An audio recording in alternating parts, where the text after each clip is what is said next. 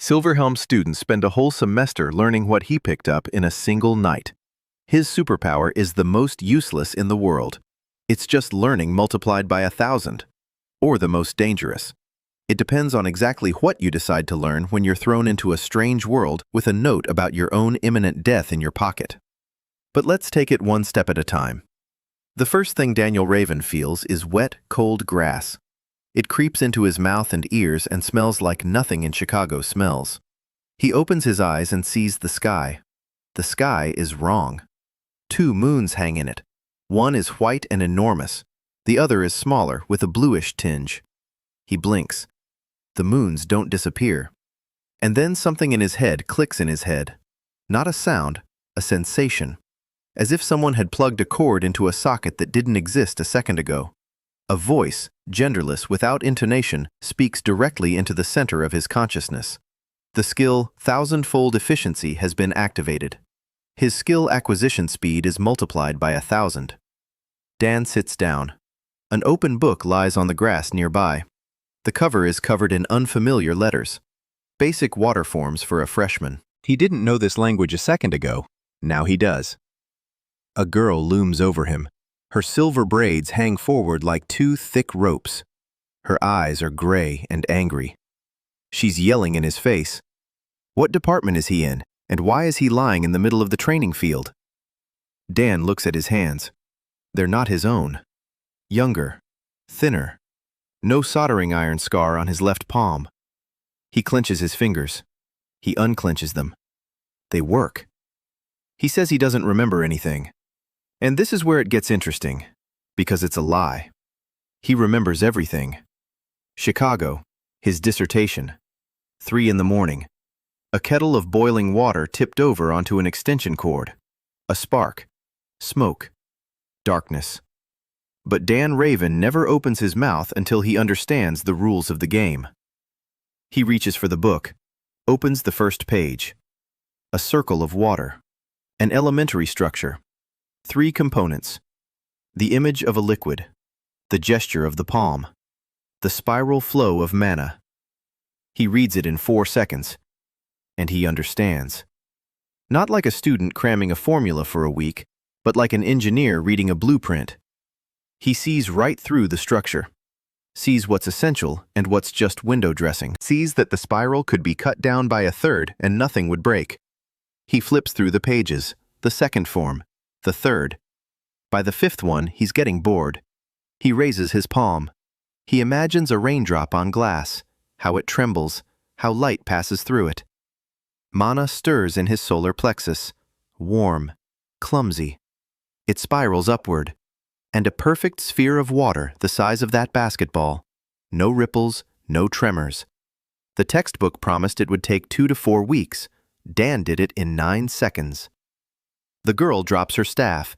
It thuds against the ground. She looks at the sphere, then at him. Back at the sphere. She asks how he did it. Dan looks at the water in his palm, then at the alien sky with 2 moons. He says he probably just remembered. She doesn't believe him, but she picks up the staff and orders him to follow her to the infirmary. She doesn't ask, she orders. Her name is Saidy Corwin, captain of an expeditionary party. A person who's used to commanding, not suggesting. They walk across a field past stone walls and towers with flags. This is the Silverhelm Academy, one of the 6 great academies of Ayrton. It looks like a university. If a university had been built in the 14th century, and every student had been given fireballs instead of gradebooks. In the infirmary, an old healer runs her dry palm over his head. Physically healthy, mana at 0. And his memory. She shakes her head. She says this happens after magical shock, or after a transfer. And she says the word calmly. Transfer, as if it were an everyday occurrence, as if it just happens. Dan takes note. Saidy leaves, saying that if he remembers who he is, he should go to the south gate and give her name. Dan remains alone on a cot beneath the stone vault. 2 moons shine through the narrow window. The system is silent. No menus, no screens, just one sensation. When he looked at that book, he didn't see text. He saw a mechanism. and he can take that mechanism apart and put it back together in seconds. A thousandfold increase in efficiency. Not strength, not mana, not speed, just learning. He picks up the book and reads it again, for real, delving into every formula. By dawn, he knows all 42 basic forms of water. He can explain why 8 of them are superfluous. He can suggest 4 simplifications not found in the textbook. 1 night's work for what students cover in a semester. In the morning, the healer hands him a gray robe without insignia, a temporary resident, an amnesiac without rank, a nobody. Dan puts on the robe and steps out into the courtyard. Students are hurling minor spells at each other like children throwing snowballs. He's dead. He's alive. He's in another world, and he has 1 night's head start for every semester of someone else's. He shoves his hands into the pockets of the unfamiliar robe. There's something in the right one. He pulls out a scrap of parchment, a single line in someone else's handwriting. Whoever finds this book is already dead, or will be soon. Dan reads it again, one more time. He folds the parchment neatly and puts it back. Then he smiles, very calmly, and he goes to look for the library. The Silverhelm Library occupied 4 floors of the North Tower. Stone shelves stretched upward and disappeared into the twilight. The books were arranged with their spines facing outward. Hundreds, thousands. Dan stood at the entrance and felt just as a child would feel upon entering a candy store with an unlimited budget. The librarian looked at his gray robe, which bore no insignia. He asked about his rank. Dan said he was a temporary resident. The librarian grimaced. He said that residents only had access to the first floor, the basic textbooks, open access. Dan nodded. The first floor was all he needed. For now. He spent 3 days in the library. He only went out to eat in the student cafeteria, where no one paid him any attention. The gray robe made him invisible, rankless, a nobody. It was perfect. In 3 days, he read the textbooks on the 6 basic schools of magic: water, fire, earth, air, light, shadow. Each school contained between 30 and 50 basic forms. Dan mastered them all. 213 spells. He could cast any of them. But here's what mattered. He couldn't cast them one after another. After the 5th or 6th mid-tier spell, his mana reserve would drop to 0. Literally. Like a battery in a cheap cell phone. Fully charged 1 minute, a dead screen the next. He sat in a corner of the library and thought. The problem was clear. He had the processor of a supercomputer and the battery of an alarm clock. He could dissect any spell. He could understand its structure better than a professor. He could find errors in a textbook that was 200 years old. But he couldn't apply all of this in battle more than 6 times in a row. So he needed a different strategy. Not power, efficiency. Not a single strike costing 80 mana points. 20 strikes costing half a mana point each one hitting the right spot at the right moment. He began to calculate. He picked the cheapest spells from each school. Microspark, cost 0.2 mana. Air Push, 0.3. Surface Static, 0.1. Resonance at a specific frequency, 0.4. A drop of water at the right spot, 0.1. A vibration of the ground beneath 1 foot, 0.2. Each of them was useless on its own. Not a single one would make it into a textbook on combat magic. But Dan didn't look at them as a mage. He looked at them as a neuroscientist, as someone who knows that the knee-jerk reflex isn't a single impulse, but a chain of 17 micro-events, and that if you interfere with any one of them, the leg won't twitch. He began to piece the chains together. If static on the grass, plus vibration underfoot, plus resonance in the ear, a person loses their balance. If loss of balance, plus the smell of burning, plus a bright spark in the peripheral vision, panic sets in. If panic plus loss of concentration, the spell fails. Total cost, 1 3/10 mana. Result, a 6th rank mage lies on the ground. Mathematics. Pure, cold, beautiful mathematics. On the 4th day, Dan left the library. The courtyard was noisy.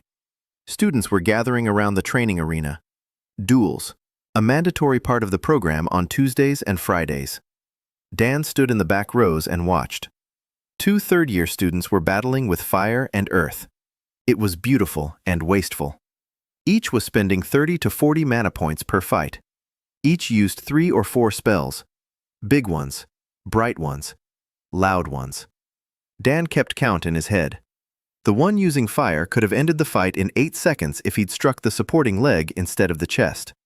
The one using earth magic was wasting twice as much mana as necessary because his shield spell contained 3 extra elements. He really wanted to say that out loud. He held back. After the fight, a tall guy in a blue robe with a silver clasp stepped out onto the arena. The crowd parted. Someone next to Dan whispered a name. Rolf Hartmann, 4th-year prefect, heir to the Hartmann house. His family spell, 8th Seal Lightning, 6th rank. Rolf stood in the arena, surveying the crowd.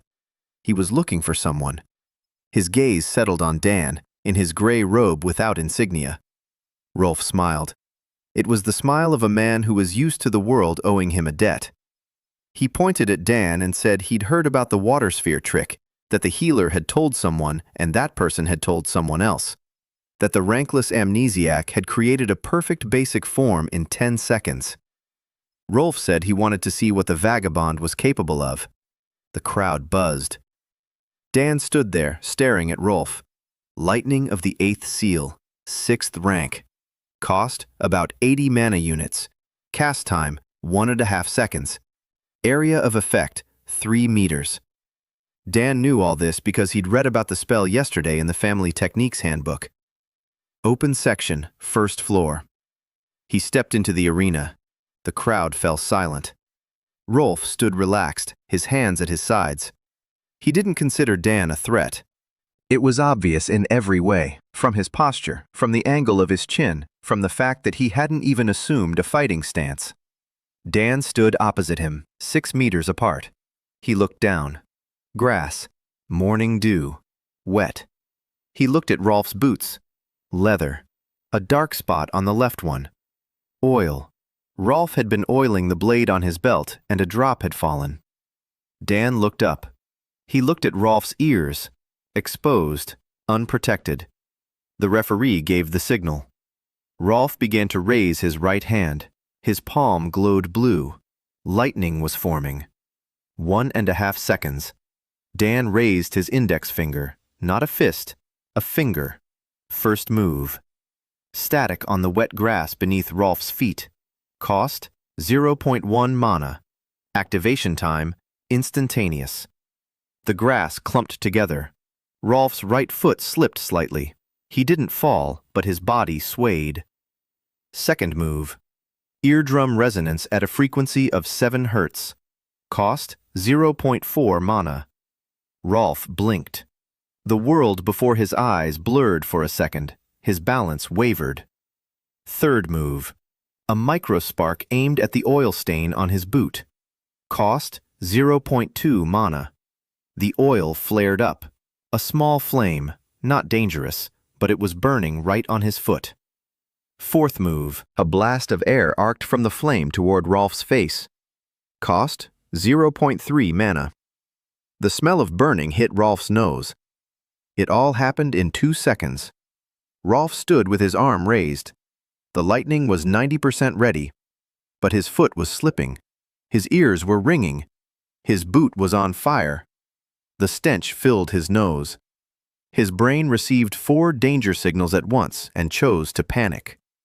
Rolf flinched. His concentration collapsed.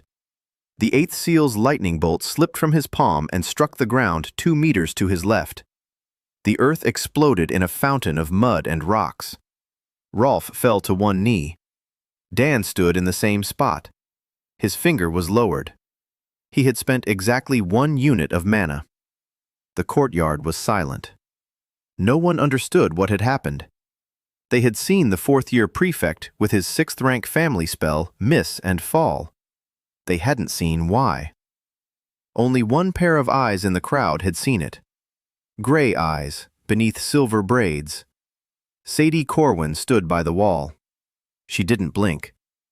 She whispered something, a single question. What had he just done? Rolf stood up.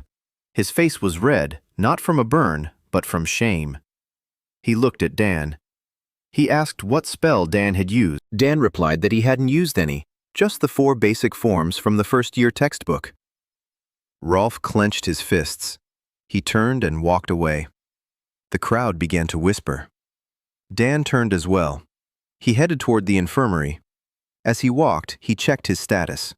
He'd spent 1 unit of mana out of about 10 available. Physically, he felt fine. The cognitive load was minimal. 4 spells in a chain. It had been easy. The problems would start at 30. He knew that. He didn't know why yet, but he knew. He heard voices behind him. The rumors had already begun to spread. A guy in a gray robe, the amnesiac. 4 sparks. The prefect on his knees. Dan quickened his pace. Attention was bad. Attention meant questions. Questions meant answers he didn't have, or answers he had but couldn't give. In 3 days, Dan had learned 213 basic spells from the 6 schools of magic and developed a strategy of cascading microspells to compensate for his low mana reserve. In a public duel, he defeated the student council president, Rolf Hartmann, using 1 unit of mana against his 80. Rumors about him began to spread throughout the academy. Saidy Corwin had witnessed the fight. The rumors were spreading faster than Dan had hoped. By evening of that same day, 3 departments knew about the duel. By the morning of the next day, the entire academy knew. The story snowballed.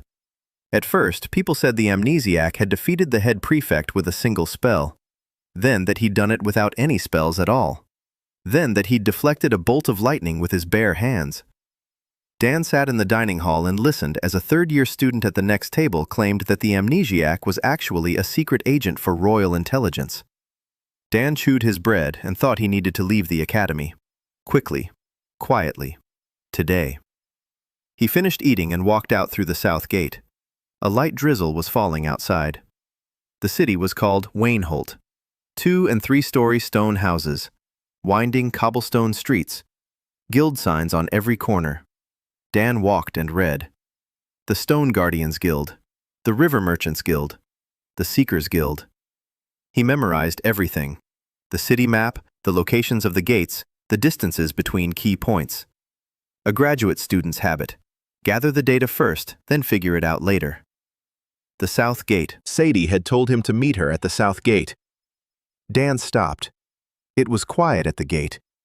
Guards stood on either side but didn't look at him. Gray cloaks. Invisible. He waited 10 minutes. Saidy came from the other side, without a cloak, in leather armor with a breastplate, a sword at her belt. Her silver braids were pulled back into a tight knot. She looked different, not like a student, like a soldier. She looked at him and said she'd seen the duel. Dan said nothing. She said she wanted to understand what he'd done, not how, but what. Dan thought. He needed allies. He needed a party. He needed someone who knew this world and could explain the things not found in textbooks. He said he'd used 4 basic spells from a public textbook. Each cost less than half a mana point. He arranged them in a specific sequence and directed them at his opponent's weak points. Not magical ones, but physical ones. Balance, hearing, smell, reflexes. Saidy was silent for a long time. Then she asked where he'd learned that. Dan said nowhere, that he just saw things differently. Saidy looked at him. Her gray eyes didn't blink. She said she had a party, a small one. 4 people. B-rank adventurers. They take on small jobs, clearing out goblins, guarding caravans, gathering ingredients in dangerous areas. She said they needed someone with an unconventional way of thinking, and that Dan was either a genius or a psychopath, and she wanted to find out which one he was. Dan almost smiled. He said it was possible he was both. Saidy didn't smile. She turned and walked away. Dan followed her. Quiet Harbor's headquarters was located in the basement of a tavern on the outskirts of Wainholt. Low ceiling, wooden tables, a map on the wall pinned with thumbtacks. 3 people were sitting inside. The first, G.A. So, a petite girl with shoulder-length black hair. Quiet. When Dan entered, she looked up at him as if she already knew everything there was to know. Healer, School of the Current, Eastern Lands. The second, Evelyn May Brightwater. Tall, curly red hair, a smile that never left her face. She jumped up and started talking even before Saidy introduced him. She asked if it was true that he'd taken down Hartmann with a snap of his fingers.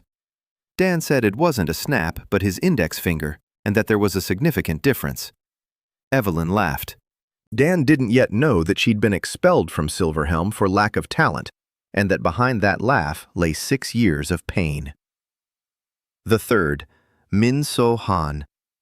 She was sitting in the corner. Her hands were covered in soot. A hammer hung from her belt. She gave Dan a long, lingering look and returned her attention to the blueprint on the table. She didn't say a word. Saidy introduced him. She said he was an amnesiac with interesting skills and that she was taking him on a trial quest.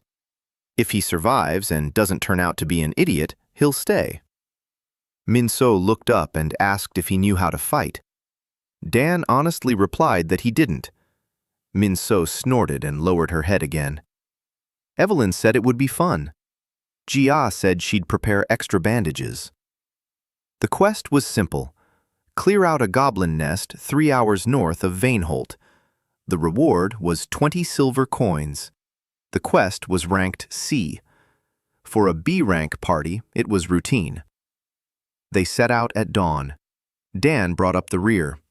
He watched as they moved. Saidy led the way. Every step she took was measured.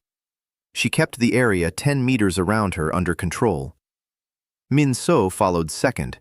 Her stride was heavy yet confident. The hammer on her back didn't hinder her in the slightest. Evelyn brought up the rear. She kept glancing around, looking nervous. Dan could see why. Her hand would periodically reach toward her palm and then snap back. She wanted to create fire, and she was afraid she wouldn't have enough mana. Jia walked ahead of Dan, silently. Her footsteps didn't crush the grass. It was strange. Dan took a closer look. She was using a constant microstream of mana in her feet, the school of flow, shock absorption. He made a mental note of it. The goblin lair turned out to be a system of caves inside a hill. There was only one entrance. According to intelligence reports, there were between 12 and 20 goblins inside. Saidy explained the plan. She goes in first, Min So follows her, Evelyn provides covering fire, Jia heals. Dan stays at the entrance and stays out of the way. Dan nodded. They went in. It was dark and stank inside. The goblins turned out to be smaller than Dan had expected. Knee-high, green skin, yellow eyes, small knives. They were fast. Saidy wielded her sword. Clean, efficient, 1 goblin per strike. Min So struck with her hammer. Wherever she struck, the goblins simply vanished. Evelyn hurled small fireballs. They flew accurately but were weak. It took 3 hits to take down a single goblin. Dan saw the problem. Her fire spell was consuming 3 times more mana than necessary. He stood at the entrance and counted. 17 goblins. Saidy had killed 6. Min So, 4. Evelyn, 3. And her hands were already shaking. Her mana was running out. The remaining 4 goblins ran into a side tunnel. Saidy shouted not to pursue them, but one of the goblins turned around and threw a knife, not at Saidy, but at Jia. The healer didn't see it. She was bent over a scratch on Evelyn's arm. Dan didn't think. He raised his hand and created a blast of air. 0.3 mana. The knife veered a palm's width to the right and plunged into the cave wall. Jia flinched. She turned around. She saw the knife in the wall. She looked at Dan. He lowered his hand. Saidy saw it. Min So saw it. Evelyn didn't see it because she was sitting on the ground, breathing heavily. On the way back, everyone was silent. Then Saidy said that he was staying. Min-so nodded. Jia quietly said thank you. Evelyn asked what she'd missed and why everyone looked so serious. No one answered. Dan walked along, lost in thought. He'd spent 0.3 mana and saved a life. In his past life, he'd written a dissertation on how people learn. In this life, he'd be putting that into practice. Every day, as long as he had enough mana. And when he ran out, he would think faster. Dan joined the adventurous party Quiet Harbor, led by Saidy Corwin. He met Z.A., a healer, Evelyn May Brightwater, a fire mage, and Min-so Han, a blacksmith. On their first quest to clear out a goblin nest, he saved Z.A. by deflecting a knife with an air blast. Dan noticed that Evelyn's spell was inefficient and consumed 3 times more mana than necessary. The first month in Quiet Harbor was spent on field training, 4 quests in a row: goblins, overgrown wolves, escorting a caravan to a neighboring town, clearing the tavern's basement of mutant rats that were devouring magical reagents and glowed in the dark as a result. Dan worked behind the lines. He stood back. He observed. He counted. He memorized. Every battle gave him information. He watched how Saidy moved and saw that her sword style was based on 8 basic trajectories. She combined them perfectly, but predictably. If an opponent spotted the pattern, they could catch her on the 6th combination. Dan didn't tell her. Not yet. He watched Min-so swing her hammer and saw that she amplified the blow with earth magic, not through a spell, but through instinct. She didn't even know she was doing it. Mana flowed into the hammer a fraction of a second before the strike and shot into the target. It was a technique not found in textbooks, a family technique, ingrained in the muscle memory of generations of blacksmiths. He watched as Jia healed and saw that the school of flow was not just healing. It was the control of any fluid in a living body: blood, lymph, tears. She could accelerate blood flow in a wounded arm and slow the bleeding at the same time. It was elegant. It was brilliant. And he memorized every movement, every gesture, every pattern of mana. A thousandfold efficiency worked ceaselessly. 1 demonstration and he understood the structure. 2 demonstrations and he could reproduce it. By the end of the month, he knew every party member's fighting style better than they did themselves. He could have copied any of them. But he didn't. That would have been suspicious. And pointless. His body wasn't that of a swordswoman, nor was it that of a blacksmith. His strength lay elsewhere. In the 3rd week, he sat down next to Evelyn one evening by the campfire. The party was returning from a quest. Min-so was sharpening her hammer. Saidy was checking the map. Jia was preparing a potion. Evelyn sat there, staring at her palms. Dan had seen that expression before, on the faces of students who had failed an exam and didn't understand why. He asked if he could watch her cast her basic fire spell. Evelyn tensed up. She said her magic was weak and that there was nothing to see. Dan said he just wanted to watch, not to judge. Evelyn raised her palm. She formed a fireball the size of a fist. It trembled. It burned unevenly. It consumed mana like a bonfire consumes firewood, greedily and messily. Dan watched. The Thousandfold Efficiency program broke the spell down into its components in a second. The formula consisted of 12 elements. 3 were responsible for ignition, 2 for shape, 2 for stability. 5 were junk. Decorative elements built into the standard formula of the Silverhelm Academy 200 years ago.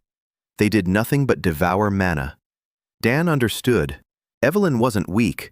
She was using a formula that wasted resources on embellishments instead of function. It was like driving a car with the parking brake constantly engaged. The engine was fine. The brake was engaged. He told her. He told her that she didn't lack mana. It was the formula that was inefficient. Evelyn looked at him. He asked her to repeat the spell. She did. He said she needed to remove 5 elements. He named them. Evelyn frowned. She said it was the standard Silverhelm formula and that everyone was taught that way. Dan said the standard formula was written 200 years ago for mages with a large mana reserve. It isn't suitable for those with a smaller reserve. It's not her fault. It's a poorly designed curriculum. Evelyn was silent for a long time. Then she tried it. She removed 5 elements. The fireball turned out smaller, but more stable, and it cost 3 times less mana. She tried again. Even more stable, even cheaper. Dan pointed to 2 elements of the formula. He said that if she replaced the circular flow of mana with a spiral one, she could add spin to the fireball at no extra cost. The spin would double its penetrating power. Evelyn tried it. The fireball spun. It was small, about the size of an apple, but it pierced right through the training target. Before, it had only left a scorch mark. Evelyn sat there, staring at the hole in the target. Then at her hands. Then at Dan. Her eyes were wet. She said she'd considered herself talentless for 5 years. 5 years. Ever since she'd been expelled. Dan didn't know how to respond. He said that talent isn't about the size of your gas tank, but about knowing how to drive on the right road. Evelyn wiped her eyes with the back of her hand. She smeared soot across her cheek. She laughed. It was a different kind of laugh, not a defensive one, a real one. Over the next 2 weeks, Dan rewrote her entire spellbook. 7 spells. Each one became 3 to 8 times more effective. On the last quest, Evelyn incinerated a wyvern with a single strike. Just one. The creature was a B rank. Evelyn stood over the burning remains, and her hands didn't tremble. For the first time in 5 years. Saidy was watching. She didn't say a word, but Dan could feel her gaze. Appraising. Saidy was the type who didn't trust words, only results. And the results were there. The party had become more efficient. Quests were completed more smoothly. Mana loss had decreased. Battle times had shortened. And all because of one guy in a gray robe who didn't swing a sword or hurl lightning bolts, but simply watched and spoke. Remove this element. Rewrite this formula. Strike half a second earlier. It was strange. It was unusual. It worked. One evening, Min So sat down next to him. She never initiated a conversation first. It was so unexpected that Dan nearly choked on his porridge. She asked how he knew so much about magic if he had amnesia. Dan looked at her. She looked back at him, calmly, without accusation, just waiting. He said he didn't know, that when he looked at a spell, he saw its structure, just as a blacksmith sees the structure of metal. Min So tilted her head. She said it was similar to what her father used to do. He would look at a blade and see where the metal was worn out, where it was alive, where it craved fire and where it craved water. She said this quietly, as if she were reminiscing. Then she stood up and left. Dan sat there with his porridge, thinking. They were starting to trust him. That was good. And it was dangerous. Because trust means questions, and questions, sooner or later, would lead to answers he wasn't ready to give. He's an outsider. He's a dead man. He's the bearer of someone else's ability. During his first month, Dan studied the combat styles of all the party members and reworked Evelyn's fire magic, making her spells 3 to 8 times more effective.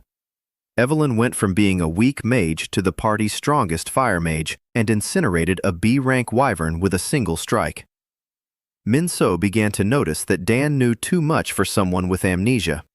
The party was growing stronger, but questions about Dan were piling up. The wyvern changed everything.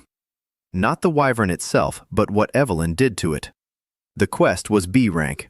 Usually, Saidy's party would steer clear of such missions. The wyvern had been terrorizing the farms south of Vaneholt, a winged creature the size of a horse, scales resistant to mid-tier magic, a poisonous tail, a speed in the air faster than the best arrow. The reward was 60 silver, 3 times the usual amount. Saidy took the quest because she needed the money. Winter was approaching. The rent for the tavern's basement had gone up. Her gear was worn out. They tracked the wyvern for 2 days. Dan proposed a plan. Don't attack in the air, lure it to the ground. He'd studied wyvern behavior in Silverhelm's library before leaving. They're territorial and won't tolerate foreign predators in their territory. Dan created a sound illusion of a mountain wolf's howl. It cost 0.5 mana. The wyvern dove toward the source of the sound. Min So was waiting with her hammer. She struck its wing. Bone cracked. The wyvern howled and spun around. Its tail lashed out at Min So. Saidy intercepted it. Her sword sliced off the poisonous barb. The wyvern was left with one wing and no venom, but it was fierce and alive and very fast, even on the ground. Jia maintained a barrier, a thin one. The school of flow allowed her to create a shield from moisture in the air. Not a concrete wall, more like a curtain, but a curtain that slowed attacks by a fraction of a second. That was enough. Dan stood in the rear and watched the wyvern. The thousandfold efficiency technique was working. He saw a pattern in its movements. The wyvern attacked in cycles, a strike with its right paw, a lunge with its head, a turn, a pause, then repeat. The pause lasted 4/10 of a second. That was enough. Dan called out to Evelyn. He told her to aim for the mouth during the pause, when the creature froze just before turning. Evelyn raised her hand. A new spell, a small fireball the size of a fist, dense, spinning, cheap. She waited. The wyvern lashed out with its paw. It jerked its head. It spun around. It froze. 4/10 of a second. Evelyn fired. The ball flew into the wyvern's open mouth and pierced right through it. The creature collapsed, burning from the inside. Dead. Evelyn stood with her hand raised. Her eyes were huge. She'd done it. With a single blow. A creature that would have required an entire B-rank squad to take down. One blow. Saidy wiped the blood from her sword. She looked at Dan, then at Evelyn, then back at Dan. She didn't say anything, but she nodded. It was the first time Saidy had nodded at him without saying a word. They collected the reward at the guild, 60 silver coins. They split it among the 5 of them, 12 each. It was the first time Dan had held this world's money in his hands, silver coins bearing the profile of some king. They returned to the basement. Evelyn couldn't calm down. She paced back and forth, repeating that she didn't believe it. Minso told her to sit down before she wore a hole in the floor. Jia was brewing tea and smiling, quietly, as always. Saidy was sitting at the table reading something. Posters, new quests. Dan noticed she lingered on one sheet. She read it twice. Then she tucked it into her pocket. He didn't ask. That night, Dan couldn't sleep. He lay on his cot in the corner of the basement and thought. A month had passed. He'd mastered more than 200 spells. He'd participated in 5 quests. He'd found a party. He'd saved a life. He'd transcribed someone else's magic. And not once had he used more than 4 spells in battle. Because he hadn't needed more. Yet. But the wyvern had shown him something. When he analyzed its combat patterns, his brain was working at its limit.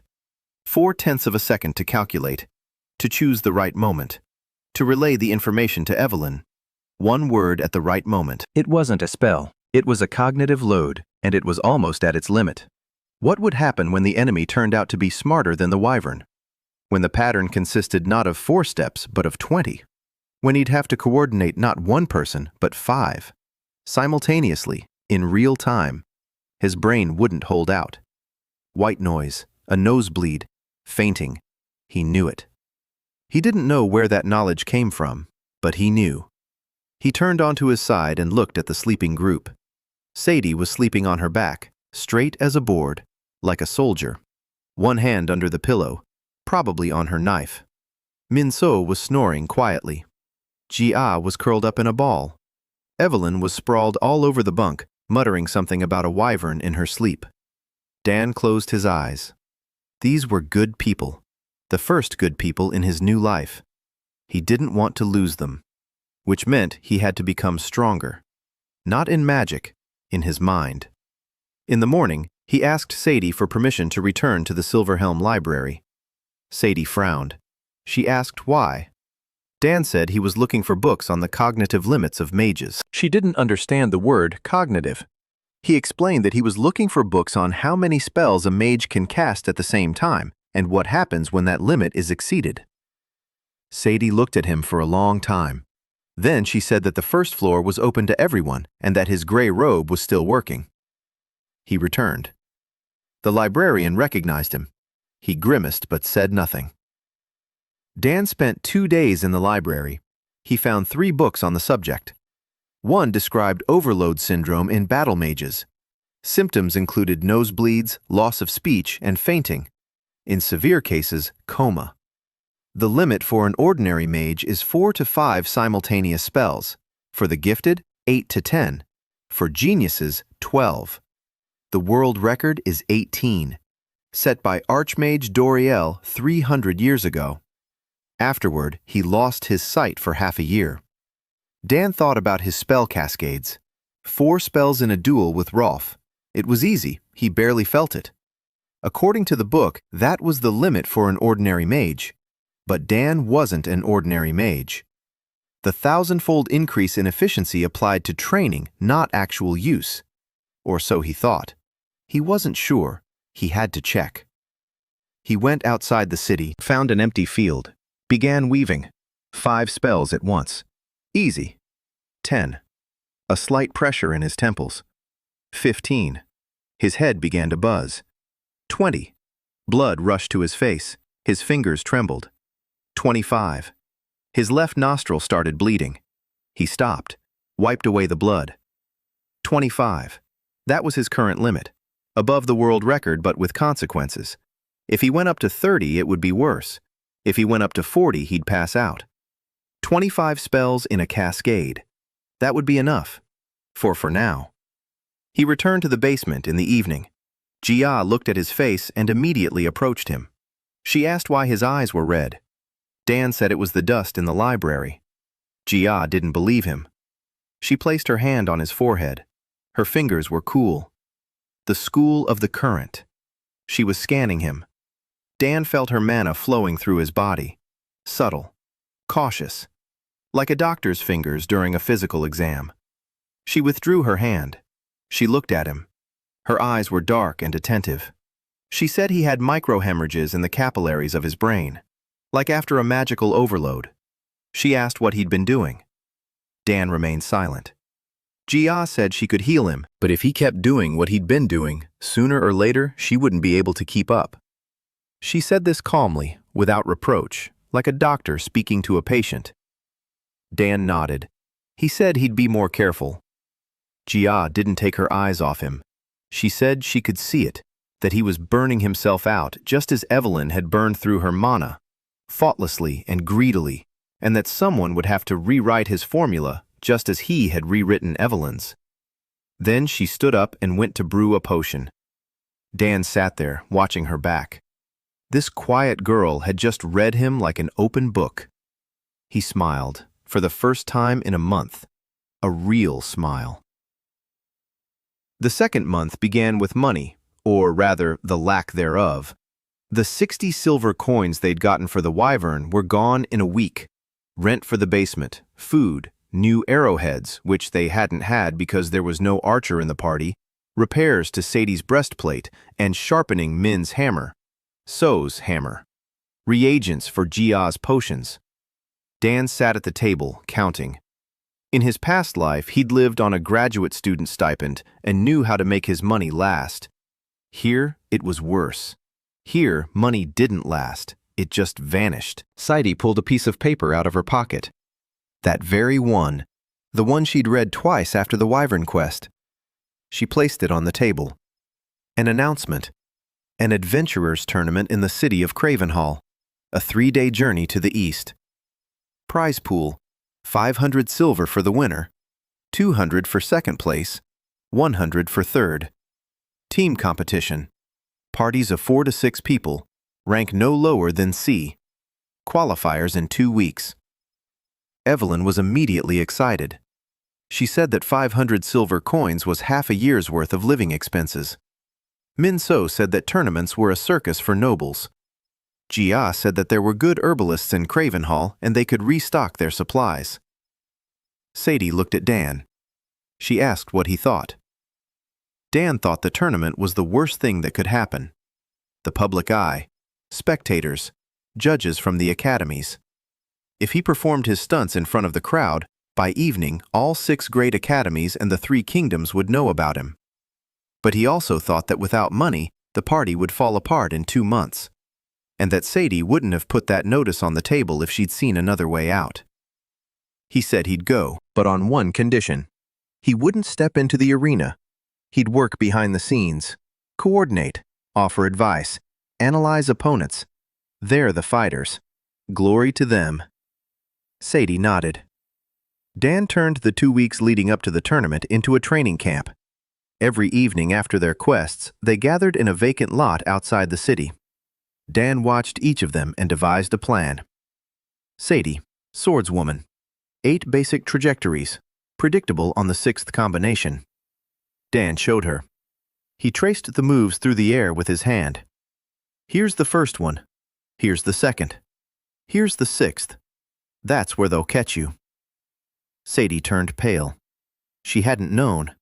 10 years with a sword, and she didn't know she had a pattern. Dan said she needed to add a 9th trajectory. Not a new strike, a feint.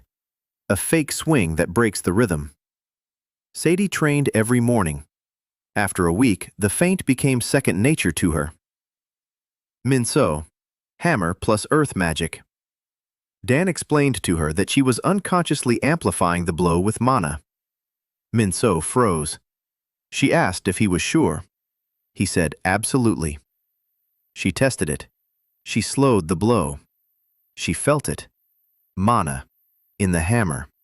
A split second before impact. She looked at her hammer as if it were a stranger. Then she asked if she could control it. Dan said she could, and that if she learned to activate it consciously, she'd be able to regulate the force of the blow, from a flick to an earthquake. Minso trained in silence, every evening. By the end of the 2nd week, she could drive a tent stake into the ground with a light touch of her magically enhanced hammer. Before, the stake would have shattered into splinters. Jia, the school of the current. Dan saw more in her than just a healer.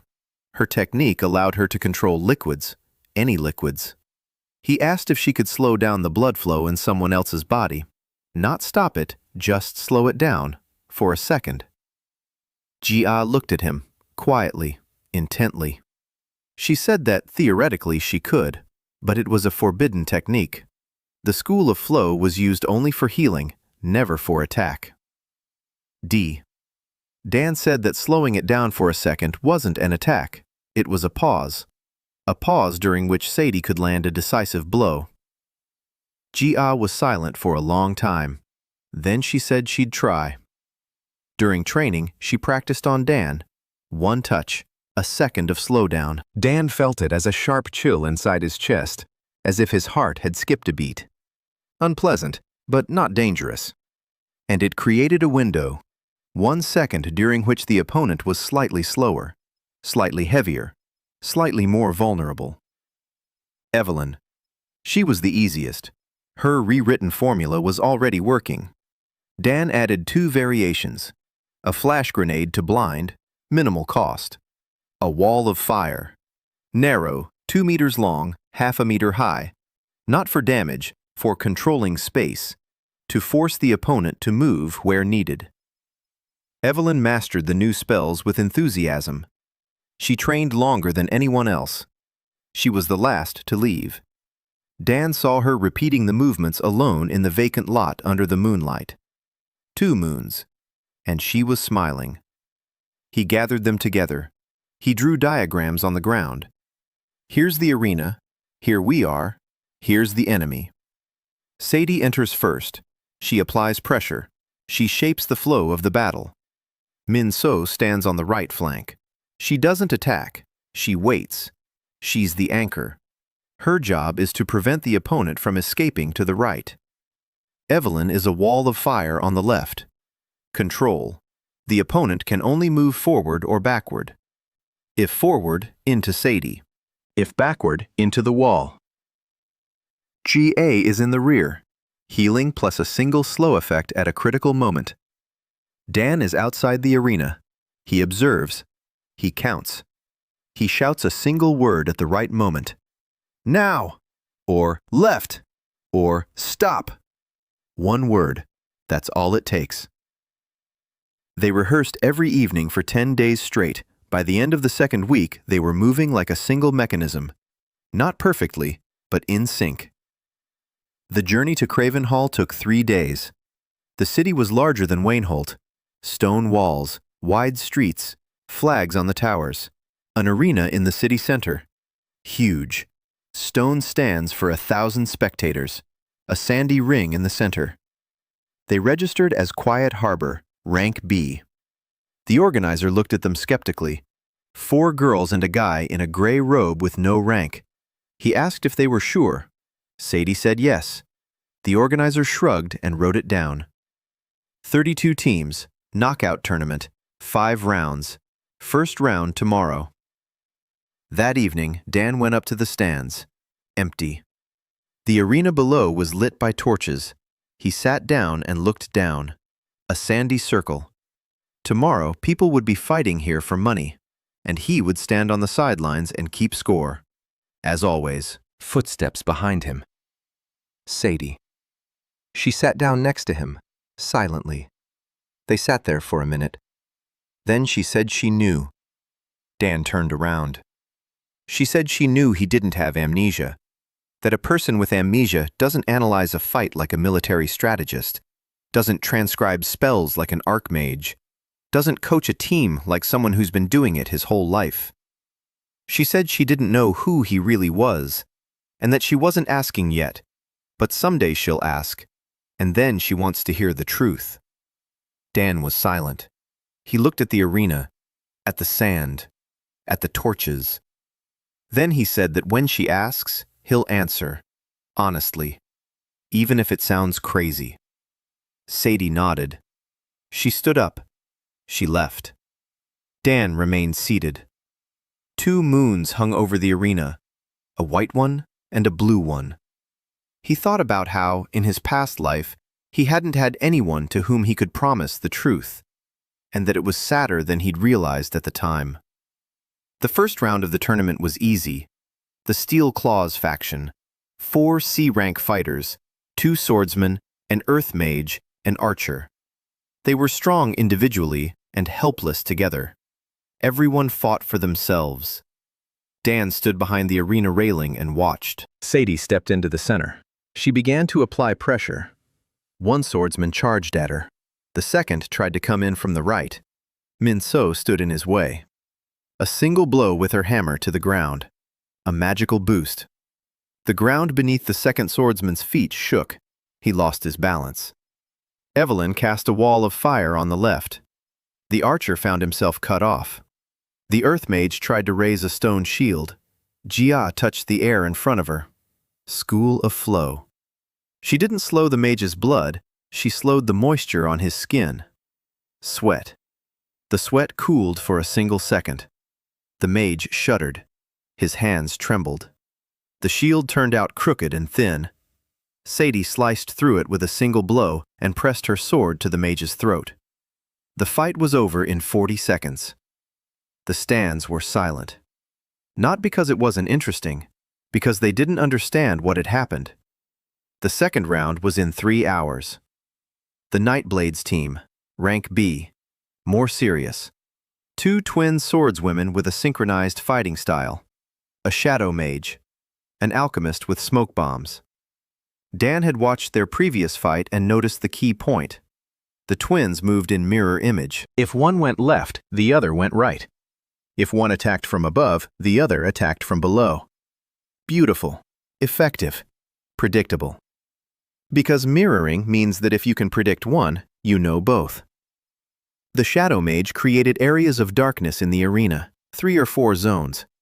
An opponent would step into one and lose their bearings.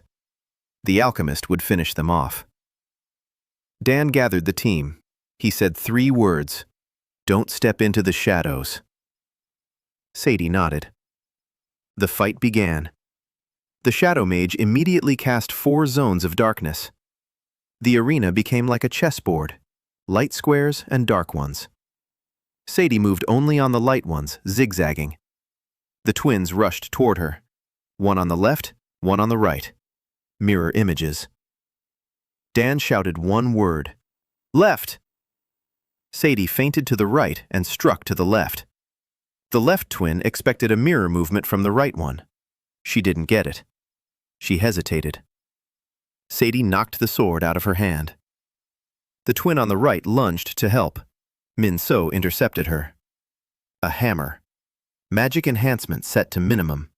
Not a blow, but a shove. The twin on the right flew 3 meters away and rolled into the zone of darkness. Her own. The alchemist threw a bomb. Smoke crept across the arena. Evelyn burned it away. A flash of fire, half a second of bright light. The smoke evaporated. The shadow mage stood exposed. His shadow scattered from the flash. He blinked, blinded. Jia took a step forward. She held out her hand. Slow down. The shadow mage froze for a second. Saidy pressed her sword to his throat. 1 minute and 20 seconds. The stands erupted in a murmur. The silence was broken. Surprise! Who were these people?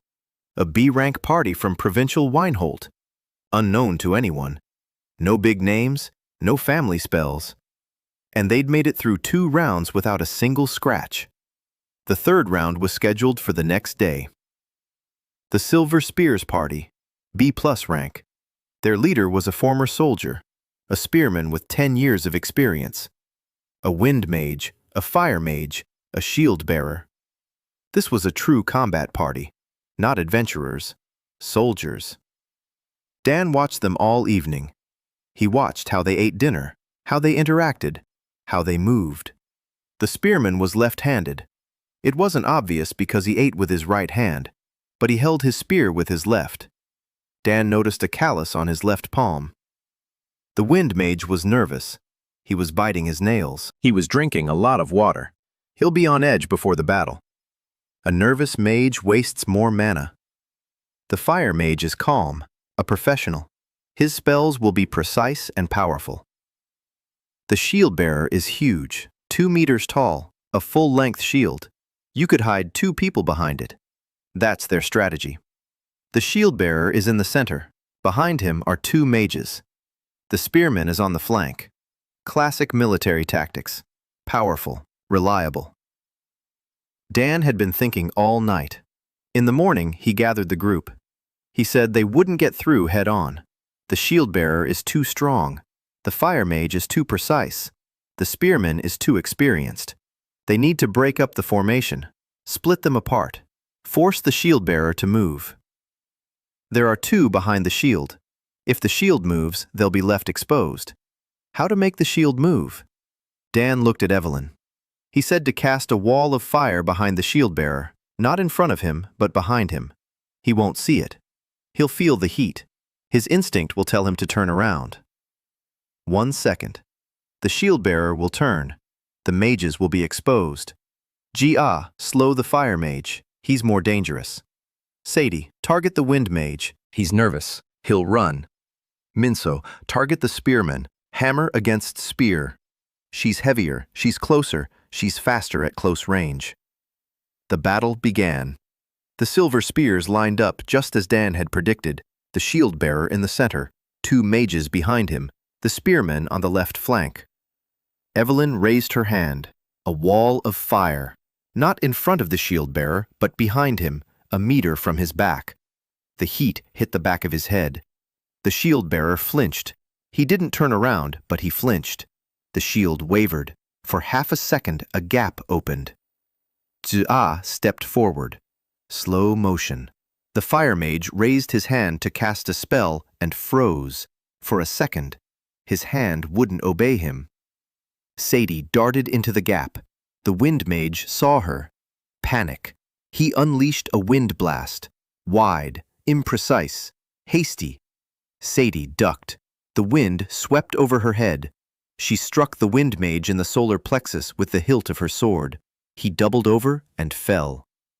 Minso went for the spearman. He thrust his spear, quickly, accurate, with his left hand. Dan shouted, "Right!" Minso moved to the right. The spear whizzed past. A left-hander strikes from the other side. The angle of attack is mirrored. If you know where to expect the blow, you can dodge it. Minso swung her hammer. 1 blow. The spear shaft snapped. The spearman was left with a stump. He looked at the stump, then at Minso. He raised his hands. The fire mage overcame the slowdown. He raised his hand. A fireball. Big, powerful, expensive. It flew towards Saidy. Dan didn't shout. He raised his hand from behind the railing. A blast of air. 0.3 mana. The fireball veered a meter to the right and crashed into the sand. The fire mage turned around. He looked at Dan behind the railing.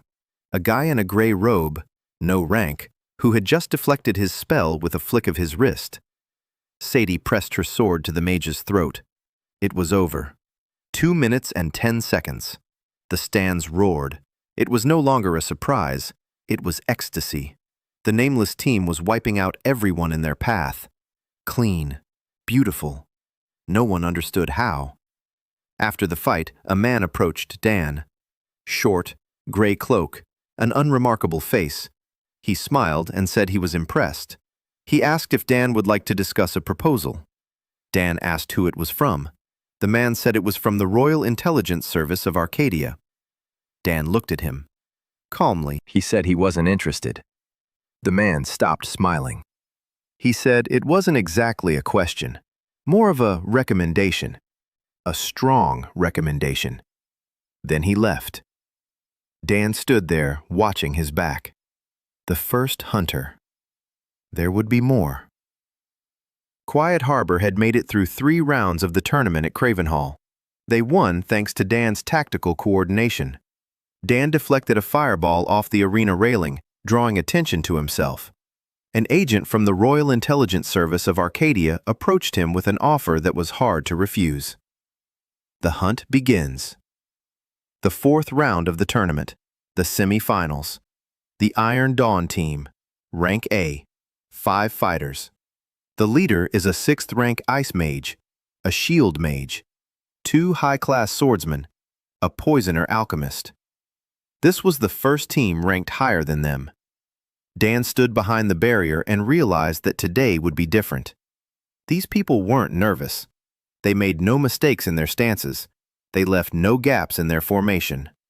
Professionals. He watched them during their warm-up. The ice mage moved lazily, like a man who didn't need to rush because he knew he was the strongest in the room. His ice formations were clean and stable, no unnecessary elements. This man hadn't learned from a bad textbook. He'd learned from a master, Dan thought. Standard tactics won't work. Evelyn's wall of fire against an ice mage is a waste of mana. Xia's slow spell won't penetrate the shield barrier. Minso won't be able to reach the swordsman because they're faster than her. Saidy can hold her own against 1 swordsman, but not 2. He needed a different plan. Dan closed his eyes. He thought. He opened them. He assembled the party half an hour before the battle. He told them they'd lose if they played by the rules. Saidy frowned. She asked what he meant. Dan said the tournament rule was simple. Take out all opponents or force them to surrender. But there's a second rule. If the party leader surrenders, the whole party loses. The leader of Iron Dawn is an ice mage. He's the strongest. But he's also the biggest target. If you take him out, the rest will fall apart. Problem. The ice mage is standing behind 2 swordsmen and a shield mage. It's impossible to get to him directly. So there's no need to go directly. Dan. Dan looked at Evelyn. He asked if she remembered the exercise with the spinning ball they'd done in training. Evelyn nodded. Dan said he needed a ball, a small one, about the size of a cherry, as dense as possible, as hot as possible. Spinning. It won't fly toward the ice mage, it'll fly into the ground, into the sand, under the mage's feet. The sand will melt. It'll turn into glass. Hot glass. The ice mage is standing on it. Ice and hot glass. Thermal shock. The ice formations on his feet will crack. He'll lose his footing. 1 second. Jia slows down in that second. Saidy lunges, sword to the throat. Evelyn listened. Then she asked if she could make a sphere like that. Dan said that, according to his calculations, yes. The formula is the same, only the volume is smaller and the concentration higher. Mana consumption is minimal. Evelyn clenched her fist. She said she would do it. The battle began. Iron Dawn advanced in perfect formation. 2 swordsmen in front, a shield mage between them. an ice mage behind the shield, an alchemist in the rear. Saidy moved forward, slowly. The pressure was on. The swordsman met her. The battle began. Saidy held her ground. A feint on the sixth combo. The first swordsman missed. Minso struck his blade with her hammer. The blade flew out of his hands. The second swordsman regrouped. The shield mage strengthened the barrier. The ice mage began preparing an ice spear, a large one, at least 20 mana units. Dan waited. He watched the ice mage's feet. Icy formations. He stood on a platform of ice. He raised himself 10 centimeters above the sand. A standard tactic for ice mages, control through surface temperature. But there was a gap between his ice and the sand. 10 centimeters of air. Enough. Dan nodded to Evelyn. She raised her hand.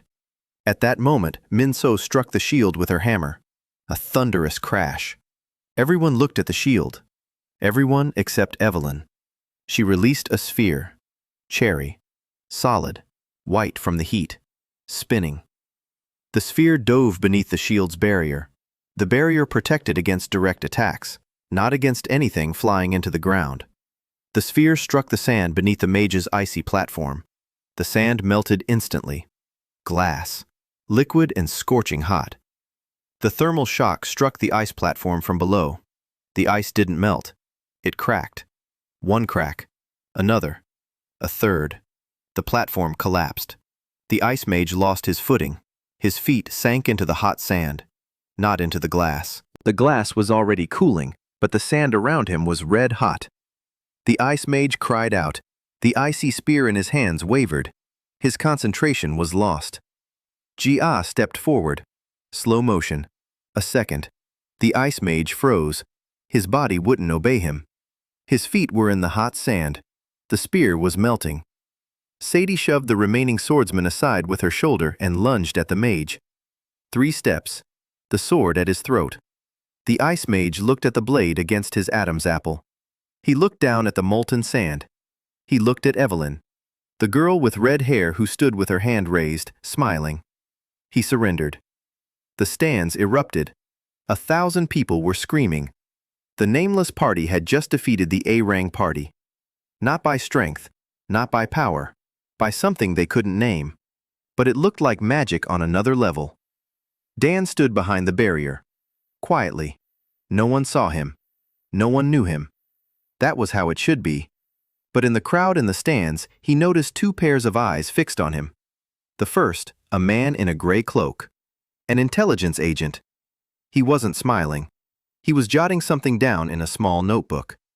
The second, a woman in a black hooded robe, an emblem on her chest, 7 interlocking angles, the Black Guild. She was looking at Dan, right at him, and she was smiling. The final is tomorrow. But Dan wasn't thinking about the final anymore. He was thinking about how 2 hunters had found him at the same time, and that a third was somewhere nearby. Silverhelm Academy wouldn't have missed a tournament like this. Quiet Harbor had defeated the A-Rank team Iron Dawn in the tournament semifinals. Dan devised a plan to melt the sand beneath the enemy mage's icy platform. Evelyn landed a critical strike with an ultra-dense fireball. In the stands, Dan was spotted by a Royal Intelligence agent and a representative of the 7 Corners Black Guild. The hunt is intensifying. The tournament final drew a full house.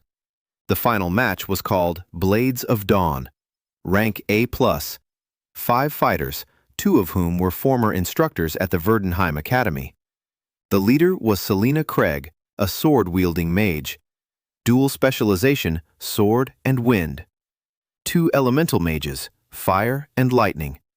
A shield bearer, a tracker archer. They had reached the finals without losing a single round or sustaining a single serious injury. Dan watched every one of their fights. Selena Craig was a problem. She moved like Saidy, but faster, a sword in her right hand, wind in her left. She could accelerate her strikes with bursts of air. Every swing was 1.5 times faster than usual. Saidy wouldn't be able to withstand a direct exchange of blows. The lightning mage was the second problem. Lightning was faster than any spell in Quiet Harbor's arsenal. If he struck, Jia wouldn't have time to heal him. The fire mage was average, the shield bearer was sturdy, the archer was accurate, but the main concern was Selena and the lightning. Dan hadn't slept all night. He sat in the stands and thought. He ran through the options. He calculated. He discarded them. He started over. By dawn, he had a plan. A bad one, a risky one, with a single point of failure. If Evelyn missed, they'd lose. If Gia couldn't keep up with the timing, they'd lose. If Saidy faltered, they'd lose. But there was no other plan. He gathered the team at dawn. They sat in their room at the inn, pale from lack of sleep, tense. Dan said that the plan was simple. They'd lose the first minute, on purpose. They'd fall back. They'd defend. They'd let the Blades of Dawn think they were weaker. Selena was an aggressive fighter. If she sensed her opponent was weak, she'd speed up. She'd start to press the attack. She'd stretch out her formation. When the formation stretched, a gap would open between her and the Lightning Mage. The Lightning Mage was her main defense against flanking attacks. If gap opens up, Minso will flank from the right. One blow with his hammer, not at the mage, but at the ground next to him. Magical amplification. A shockwave. The Lightning Mage will lose concentration for 2 seconds. During those 2 seconds, Evelyn flashes right into Selena's eyes. Blinded for a second, Saidy strikes, not with her sword, with her foot. A sweep. Selena falls. A sword is held to her throat. Saidy raised her hand. She asked what would happen if Selena didn't stretch the formation. Dan said she would, because she's used to winning. The habit of winning breeds impatience. Impatience leads to mistakes. Minso asked what if the Lightning Mage strikes first. Dan said he wouldn't. The Lightning Mage is conserving mana. He's waiting for the moment to land one clean strike. He won't waste the lightning bolt on retreating enemies. He'll wait until they stop. But they won't stop until the formation stretches out. Gia didn't ask anything. She nodded. Evelyn clenched her fists and said she wouldn't miss. The arena. Noon. The sun was at its zenith. 1,000 spectators in the stands. Dan stood behind the barrier. His hands were in the pockets of his gray robe. His right hand clutched a scrap of parchment. Whoever finds this book is already dead, or will be soon. He didn't know why he'd taken it out. A talisman? Superstition? Or a reminder that he had nothing to lose. The battle began. The Blades of Dawn lined up. Selena led the way. A Lightning Mage to her right, a Fire Mage to her left, a Shield Bearer in the center, an Archer in the rear. A perfect formation. Saidy stepped forward. She stood tall, raised her sword, and began to retreat. Selena frowned. She had expected an attack. Instead, she got a retreat. Saidy backed away slowly. She blocked. She didn't attack. Minso was retreating too. Her hammer was in a defensive stance. Evelyn was behind them. Gia was in the rear. 20 seconds. 30. 40. Selena began to press forward. One step forward, another step. A gust of wind struck Saidy's sword. Saidy blocked it. She retreated further. Selena picked up speed. The wind carried her forward. She was faster than her formation. 1 step, 2, 3. 1 minute. Selena was 5 meters ahead of her Lightning Mage. A gap opened up. Dan snapped his fingers. Not a spell, just a sound, a signal. Minso darted to the right. A wide detour. 3 seconds of running. The Lightning Mage saw her. Too late. Minso slammed her hammer into the ground. Magical amplification. Not the minimum, the maximum. For the first time. The ground exploded. The shockwave knocked the Lightning Mage off his feet. He fell. The lightning in his hand shot into the sky. Useless. Beautiful. The archer turned toward Minso. He fired. The arrow flew toward her chest. Dan raised his hand. A blast of air. 0.3 mana. The arrow veered to the right. It plunged into the sand. The archer looked at Dan behind the barrier. The same guy in the gray robe. Again. Evelyn raised her hand. A flash. White light struck Celine in the face. Celine squinted. Half a second of blindness. Saidy stopped retreating. A step forward. A sweep. A kick to the ankle. Selina didn't see it. She fell onto her back. Sand spurted up. Saidy stepped on her sword. She pressed her own sword to Selina's throat. Selina opened her eyes. She looked up. Silver braids, gray eyes. The blade was at her Adam's apple. She lay on her back, staring at the sky. Then she closed her eyes and said she surrendered. The stands didn't cheer. They were silent. 1 second, 2, 3. Then they erupted. 1,000 voices, a roar that could be heard beyond the city walls. Quiet Harbor had won the tournament. 500 silver. Saidy stood in the arena, her sword lowered. She wasn't smiling. She was looking at Dan behind the barrier. He stood with his hands in his pockets. A gray cloak. No rank, no name. He had secured their victory without even stepping into the arena. Evelyn was jumping up and down and shouting. Min-so stood with her hammer on her shoulder, calm. Jia was smiling. After the ceremony, the organizer approached Saidy. He asked for the name of the man behind the barrier, the one who had intervened in the fights twice with an aerial thrust. Saidy said he wasn't a participant. He was an observer. The organizer said that observers don't deflect arrows. Saidy looked at him for a long time. He stepped back. That evening they celebrated at the tavern, 500 silver pieces on the table. Evelyn suggested going to the best restaurant in town. Min-so suggested investing in gear. Jia wanted some herbs. Saidy remained silent. Dan sat in the corner drinking water. Jia sat down next to him, quietly, as always. She said she'd noticed something during the fight. When Dan deflected the arrow, his left nostril was bleeding. 1 drop, a small one. He wiped it away so quickly that no one noticed, except her. Dan looked at her. She said that an air blast costs 0.3 mana and doesn't cause bleeding. So he must have been doing something else at the same time, something that taxed his brain rather than his mana. Dan remained silent. Jia said she wouldn't ask, but that she'd be there when he was ready to talk. Dan nodded. She stood up and walked over to Evelyn, who was arguing with Min-so about whether the new hammer was worth 400 silver coins or if it was a ripoff. Dan sat there thinking. Jia was right. He was doing more than it seemed. During the fight, he wasn't just watching.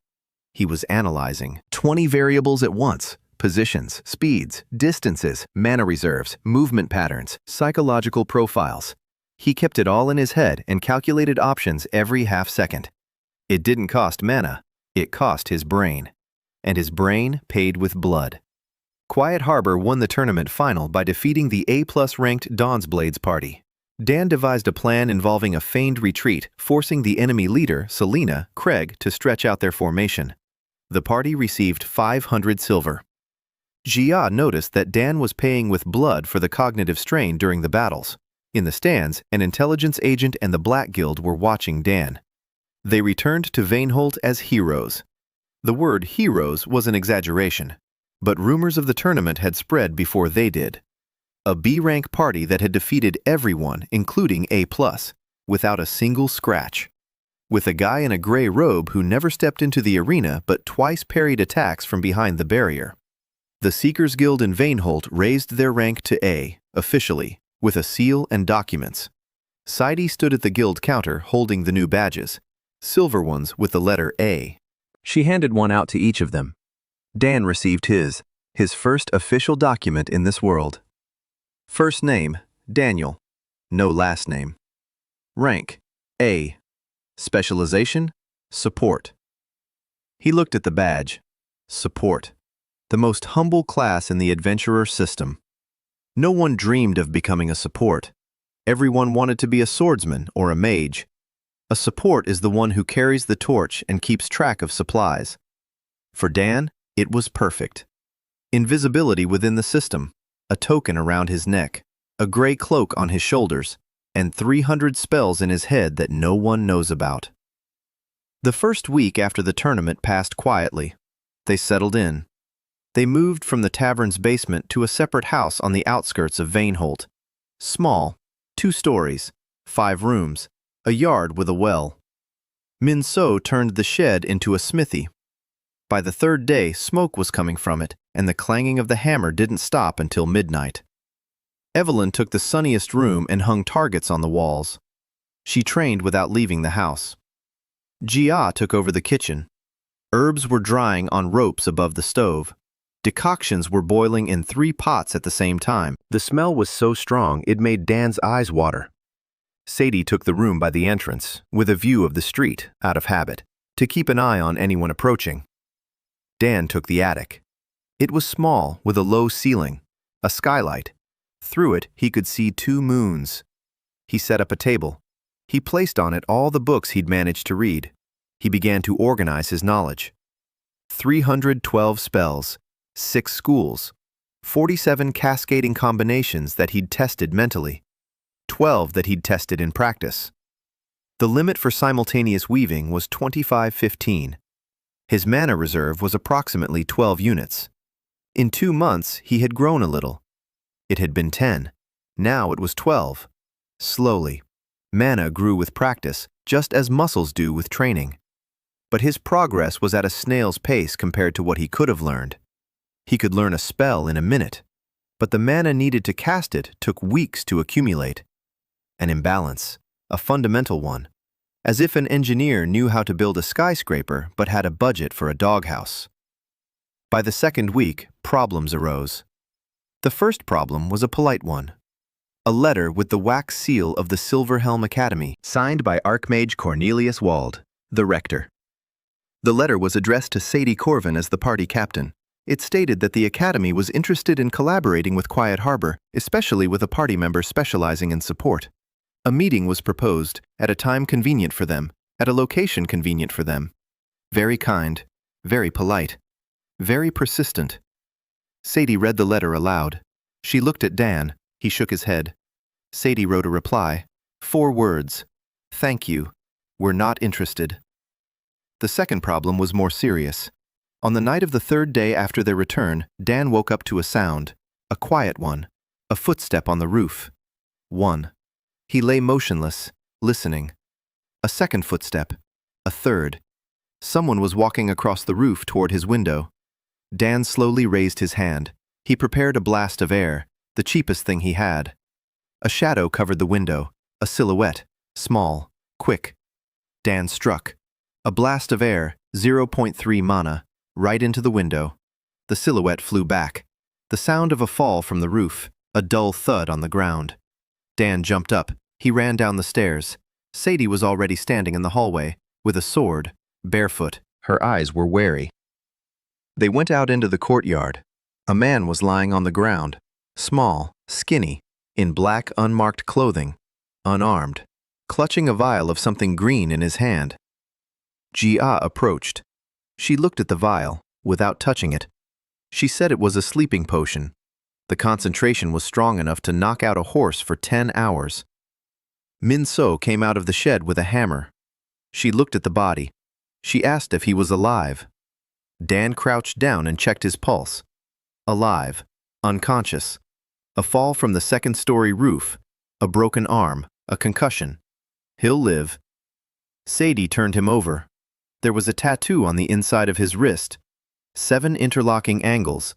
The Black Guild. They exchanged silent glances. Kidnapping. Not reconnaissance. Not negotiations. A straight-up kidnapping. A sleeping agent in an ampule. Knock him out and carry him off. Sell him on the talent market. Saidy tied him up. In the morning, they called the city guard. The guard looked at the tattoo. He turned pale. He said that the Black Guild wasn't a city-level matter. It was a kingdom-level matter. He wrote a report. He took the body away. He left quickly. Dan stood in the courtyard and watched the guard walk away. 2 problems out of 3, the Academy and the Black Guild. That left intelligence. It didn't take long.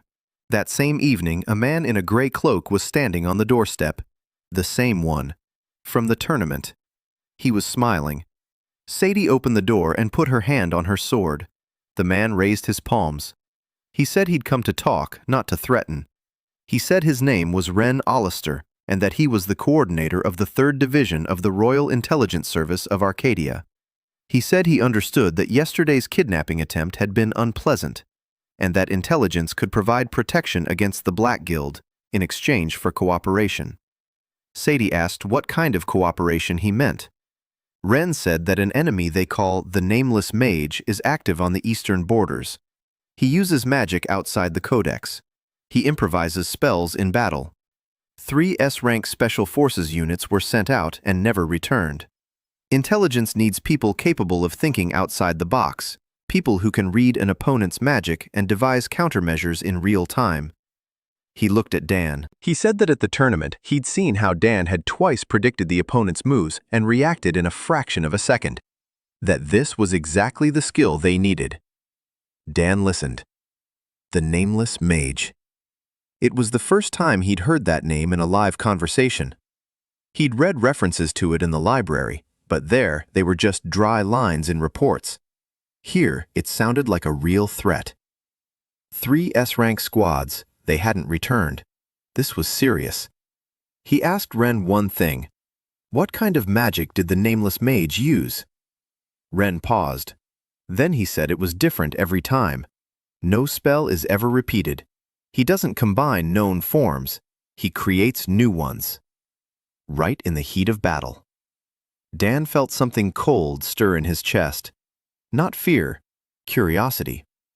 A man who creates spells from scratch in real time. That was impossible according to every textbook Dan had read. And that was exactly what Dan was trying to understand. The Thousandfold Efficiency allowed him to learn pre-existing spells. But to create something new? That was a whole different level. He told Ren he'd think about it. Ren didn't press the issue. He left a card with an address and walked away. Saidy closed the door. She looked at Dan. She'd seen the look on his face when Ren spoke of the Nameless One. She'd seen his interest, and that frightened her. She said the Nameless One wasn't their problem, that they were adventurers, not an army, that 500 silver coins would give them half a year of peace. Dan nodded. She was right. For now. That night, he lay in the attic, gazing at the moons through the window. The Nameless Mage. Improvisational magic, creating spells from scratch. The note in his pocket. Whoever finds this book is already dead or will be soon. The Book of Basic Water Forms, which had been lying next to him when he woke up. Whose book was it? Who left the note? And why right next to him? Dan closed his eyes. The questions were piling up. There were no answers.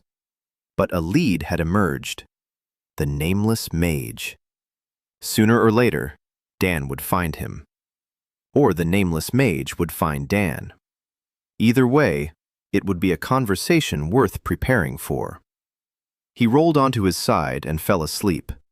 For the first time in a long while, he dreamed of Chicago. The lab, his laptop, his dissertation. The last line he'd never finished writing. Quiet Harbor had been awarded an A rank and had moved into a separate building.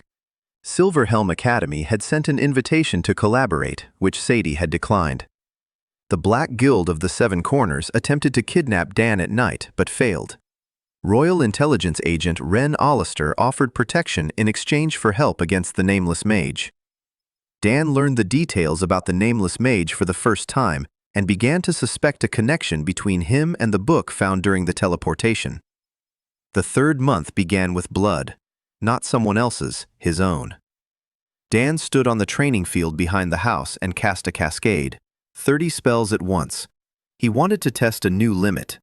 25 went off without a hitch, 26, pressure in his temples, 27, a ringing in his ears, 28, blood from his left nostril, 29, the world went blurry, 30, a white flash. He fell face first into the grass. He woke up an hour later.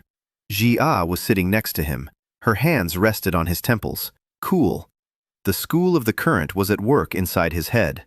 It was mending the burst capillaries. She said she'd found him lying unconscious with blood coming from his nose and ears. She said the microhemorrhages had gotten worse. That if he kept this up, in 6 months he'd suffer irreversible damage.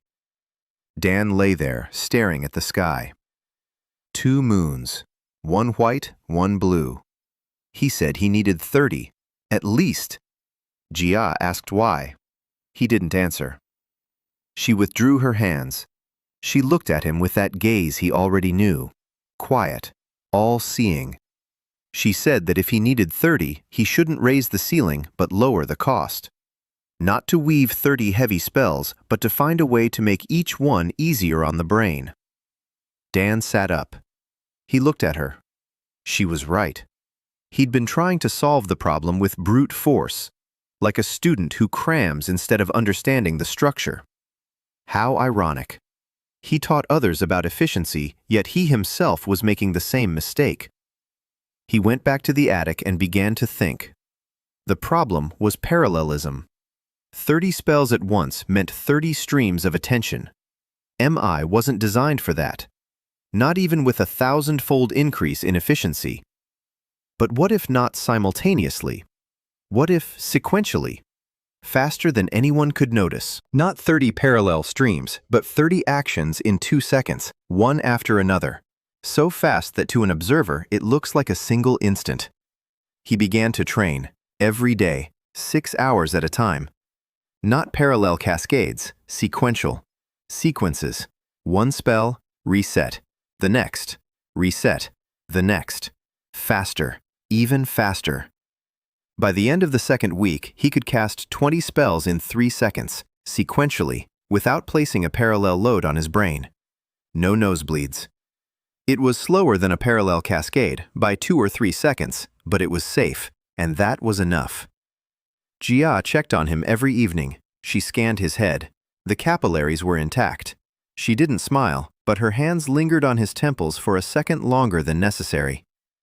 One evening, she sat next to him in the attic. He was sorting through his notes. She was silent. Then she said she wanted to show him something. She raised her hands, slowly. She began to form the technique, the school of the current. But not the healing one, another one, an old one. Her movements were uncertain. She remembered them only partially, from her childhood. Her grandmother had shown her. But her grandmother had died when Jia was 12, and the technique remained unfinished. Deng watched. The thousandfold efficiency principle was at work. He saw the structure. He saw 3 of the 5 components. 2 were missing. But he saw where they were supposed to be. Like an architect who sees an empty space in a wall and realizes there used to be a door there. He asked her to repeat it. She repeated it. He asked her again. Then he closed his eyes and pieced together the formula in his head. 5 components. 3 from Jia, 2 reconstructed based on the logic of the school of the current. He opened his eyes and showed it to her, slowly, gesture by gesture. Jia watched. Her eyes widened. She repeated it, the complete technique, for the first time in 15 years.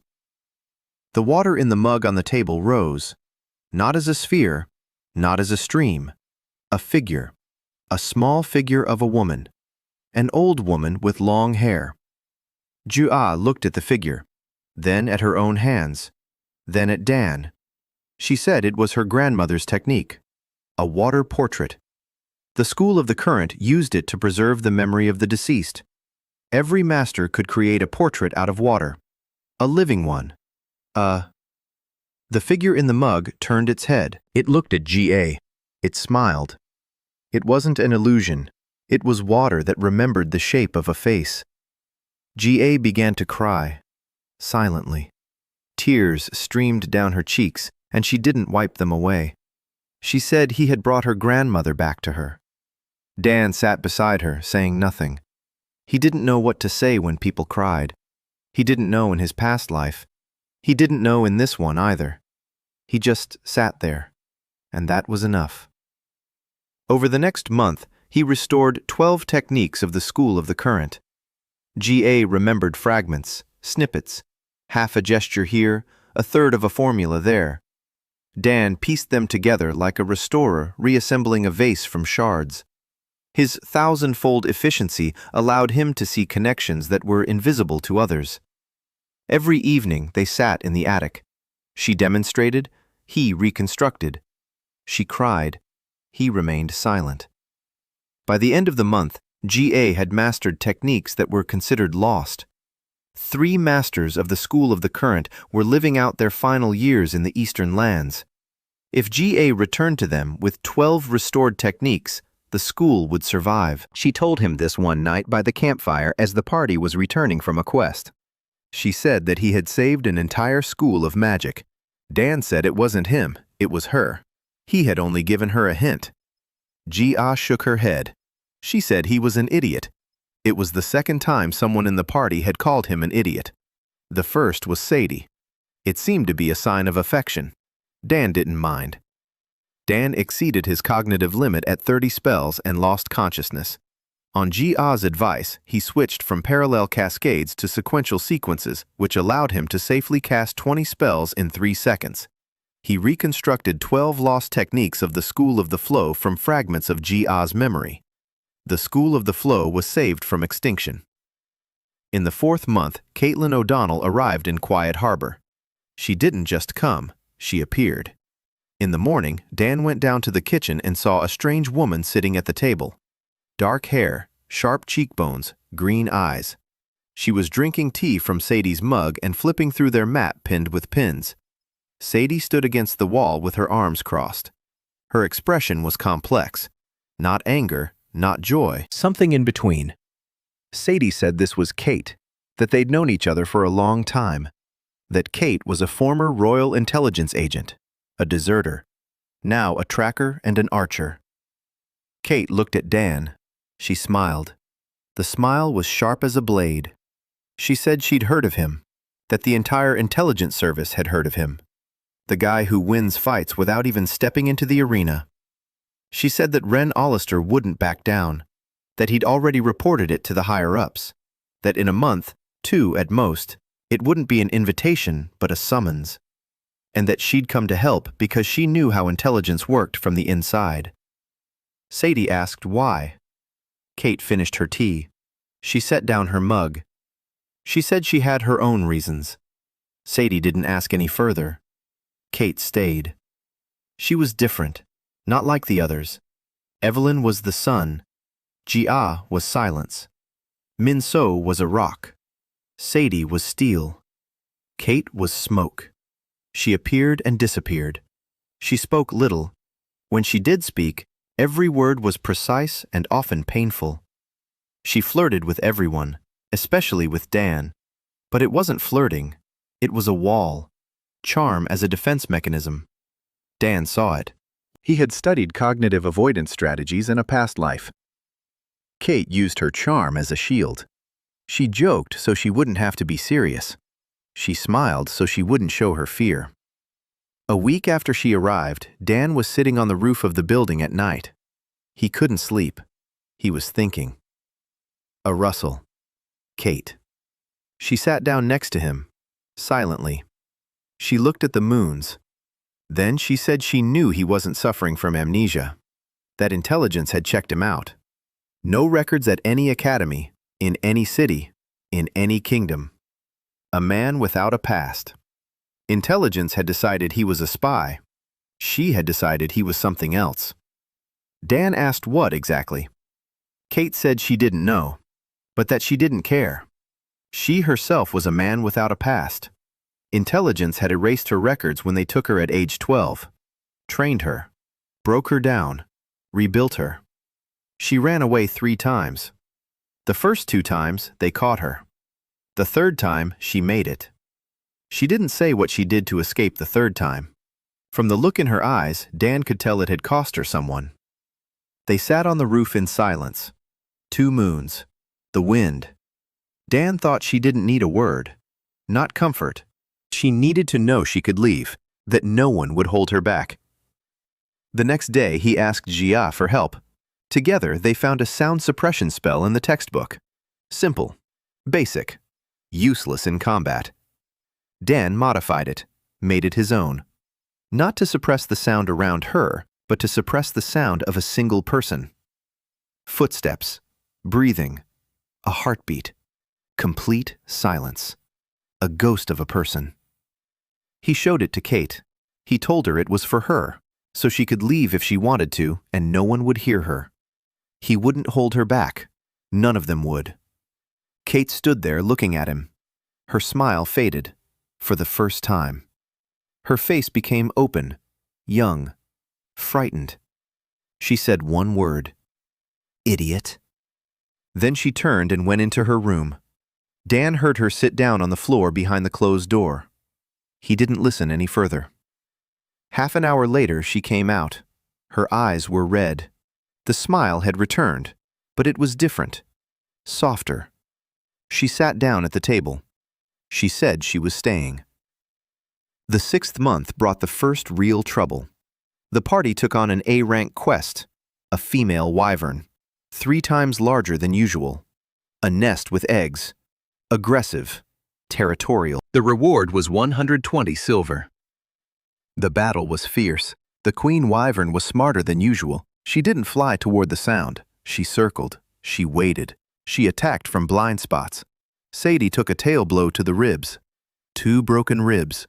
Minso shielded her and suffered a claw cut on her forearm. Kate fired 6 arrows. 2 hit. The wyvern didn't even slow down. Dan stood in the rear and cast a sequence. 20 spells in 3 seconds. Weakening, destabilizing, micro-interference, static, resonance, vibration, air currents. The wyvern slowed down. It swayed, but it didn't fall. His mana was gone. 12 units, empty. He stood empty-handed, watching as the creature turned toward Evelyn. Evelyn raised her hand. A fireball, a new formula, dense, spinning. She fired it into its open maw. Hit. The wyvern wheezed. Smoke poured from its throat, but it got back up. Evelyn fired again. Her mana was gone. Her arms dropped. The wyvern charged at her.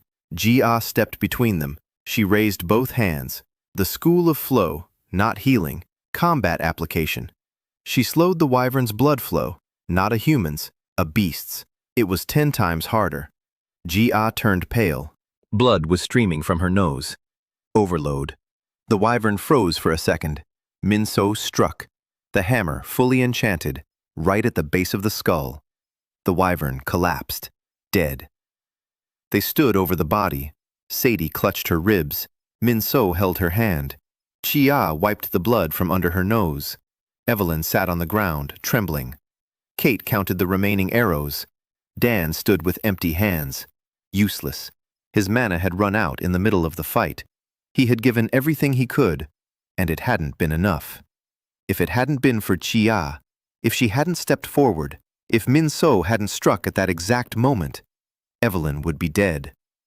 He walked back in silence. He was thinking. His strategy worked against people. Against creatures with no behavioral patterns, it failed. He needed to grow, not in knowledge, in mana, in stamina, in the ability to stay in battle longer than 7 spells. But mana grew slowly. 2 units in 2 months. At this rate, he'd become truly strong in 10 years. He didn't have 10 years. The hunters were closing in. The Nameless One was approaching, and his party paid for his weakness with their blood every single time. Caitlin O'Donnell, a former intelligence spy, joined the party. Dan gave her the silent step spell so she'd know she could leave at any moment. On the quest against the Wyvern Queen, the party barely survived. Dan's mana ran out in the middle of the battle, and Jia saved Evelyn at the cost of her own overload. The solution came from Ming So. She approached him that evening after the Wyvern quest. She placed a blueprint on the table, an old, yellowed one with scorched edges. She said it was her father's blueprint, his last, a blade that does not kill. For 10 years, she hadn't been able to understand what that meant. Dan took the blueprint. His analytical mind kicked in instantly. He saw the lines, the formulas, the proportions, metallurgical notations not found in textbooks. It wasn't just a blade, it was an artifact. Every line on the drawing contained an embedded spell, not an offensive one, a dispersing one. A blade that doesn't kill. A blade that neutralizes an enemy's magic. A dispeller. A weapon that turns an enemy's spell into nothingness. Dan looked at the blueprint and saw it. Father Min-so was a genius. He had designed a blade into which 200 dispelling formulas could be woven. 200. Each formula neutralizes a specific type of magic. Fire, ice, lightning, wind, shadow, light, all 6 schools. And then there's the gap, an empty space in the blueprint, as if Father knew there would be a 7th type, one not yet listed in the codex. Dan showed Min-so the blueprint. He explained what he saw. She listened, silently, her hands covered in soot, her eyes unblinking. When he finished, she asked if he could weave the formulas into it. 200 of them. She could forge the blade, the metal, the shape, the tempering, but formulas weren't her craft. Dan said he could do it. They began. Every evening, Min-so forged. Dan stood beside her. She heated the metal, he wove in the formulas, one after another, layer upon layer. Fire dispersion, 3 mana. Ice dispersion, 3 mana. Lightning dispersion, 4 mana. His mana reserves wouldn't allow him to weave more than 3 spells per session. Then he was empty. He needed to rest. The next evening, 3 more. The process took 2 months, 60 evenings, 200 spells. Every evening, Min-so forged and Dan wove, and they were silent. Sometimes Min-so talked about her father, how he worked, how his hands smelled, how he sang at the anvil, how he died, quietly, in his sleep, with a blueprint under his pillow. Dan listened. That was all he could give her besides the spells, his attention. By the 53rd evening, the blade was ready. Long, narrow, silvery with a blue sheen, without a cutting edge. This blade was not meant to inflict wounds. It was meant for silence. Min-so held it with her arms outstretched. She gazed at the light. 200 formulas shimmered within the metal like stars in dark water. She pressed the blade to her forehead. She closed her eyes. Tears streamed down her cheeks. Silently, she said one word. Dad. Dan stood beside her. He was silent, as he always was when people cried. The blade was named Silent, in honor of their party, and in honor of what it was, silence against foreign magic. Min-so carried it on her belt next to her hammer. The hammer was for combat. Silent was for defense. This changed the balance of power. The party now possessed an artifact capable of dispelling an S-rank spell with a single touch of the blade. For free, without mana. 200 built-in formulas drew their energy from the enemy spell itself. The more powerful the attack, the more effective the dispel. Meanwhile, the world didn't stand still. Rumors about the tournament turned into stories. Stories turned into legends. The Quiet Harbor Party, rank A. 5 girls and a guy with no specialization. They defeat everyone. No one understands how. Some began calling Dan the Thousander. He didn't know where the name came from. Kate said it was because of the tournament. Someone calculated that he used 1,000 small techniques instead of one big one. The Thousander. He didn't like the name. It drew attention. But it had already taken on a life of its own. People in the taverns of Vainholt were talking about the Thousander. So were the guilds in other cities. The guy who defeats 6th-rank mages with a snap of his fingers. Who wins tournaments without even stepping into the arena. Who sees a weakness in every spell. That was bad. Because it wasn't just the guilds who were hearing about it. In the 8th month, a second letter from Wald, not to Saidy, to Dan personally. The rector of Silverhelm Academy invited him to an open council meeting of the 6 academies, not as a student, as a consultant. The topic of the council? The threat of the nameless mage and the reform of magical education. Wald wrote that he'd heard about Dan's methods, about spell optimization, about restructuring formulas, and about how he'd turned an expelled student into an A-rank fighter in a month. Wald wrote that this was exactly what the academies needed, a new approach to teaching. Dan read the letter 3 times. A trap, an obvious one. Wald wanted to lure him to the council, to showcase him to the 6 academies, to make it public, and then offer him a contract he couldn't refuse, or simply not let him leave. But the council of the 6 academies is a stage. If he plays his cards right, if he showcases his ideas rather than himself, if he convinces the rectors that his method can be scaled up without him, then he'll become not a valuable prisoner, but a useless liability. Why keep the goose if the golden eggs are already in the basket? Dan showed the letter to Saidy. She said it was a trap. He said he knew. She asked why then he was looking at the letter the way Evelyn looks at new targets. He said the trap could be turned against them. Over the course of 2 months, Dan and Minso had forged the artifact blade, the Silent One, imbued with 200 dispersing formulas capable of neutralizing others' magic. The alias, the 1000, spread throughout the region. Archmage Wald invited Dan to the Council of the 6 Academies as a consultant. Dan decided to accept the invitation and turn Wald's own trap against him. The Council of the 6 Academies was held in Estergald, the capital. White towers, wide boulevards, flags of all the academies at every intersection. Dan walked down the main boulevard and counted. Guards on every corner. Mages no lower than 4th rank. Barriers on the walls. Surveillance spells on the rooftops. A fortress city. The group walked together. All 6 of them. Saidy insisted. She said that if it was a trap, they would go in together and come out together. Minso carried Silent tucked into her belt. Kate counted the exits from every building, a habit. The council chamber was enormous, round, 6 sectors, 6 rectors, each accompanied by an entourage of professors and analysts. Galleries for observers. Representatives of the 3 kingdoms. Intelligence officers.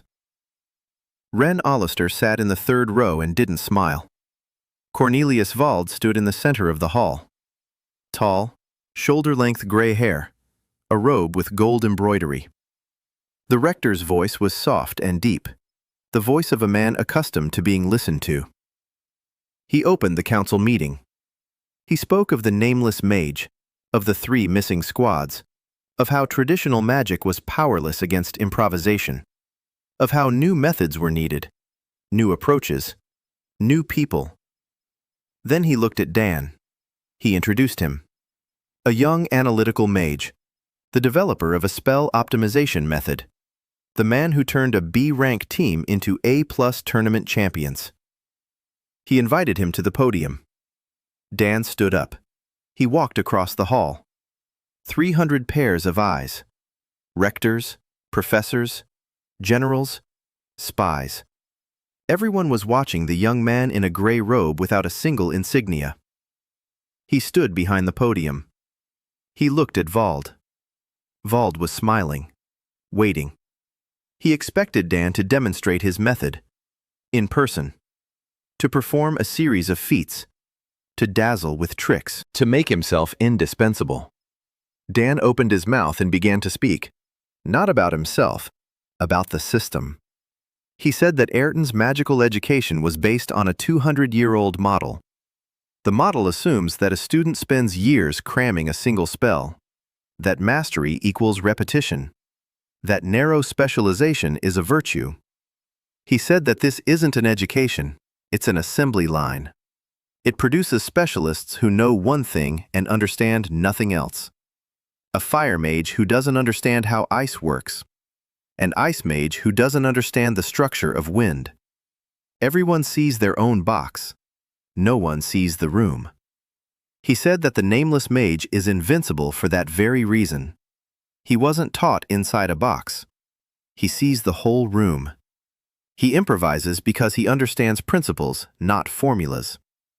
And the 3 S-rank squads lost because they were perfect specialists. Perfect bookworms. Against an improviser, rote learning is powerless. The hall fell silent. Dan continued. He didn't show off a series of moves. He didn't demonstrate tricks. He showed logic. He explained the principle of decomposition. Every spell consists of micro-units. Teach students to see these micro-units, and they'll be able to dissect other spells and construct their own. Not over years, over weeks. He cited Evelyn as an example, without mentioning her name. A student expelled for lack of talent. The formula was outdated. They replaced 5 elements. Effectiveness increased 8-fold. This isn't genius. It's basic optimization that can be taught. He placed a stack of parchments on the lectern. 120 pages, a workbook. He'd spent 3 weeks writing it. Spell decomposition, principles of formula optimization, fundamentals of cascading construction, theory of a mage's cognitive limits. Everything he knew about how to learn translated from the language of neuroscience into the language of magic. He said it could be incorporated into the curriculum of every academy.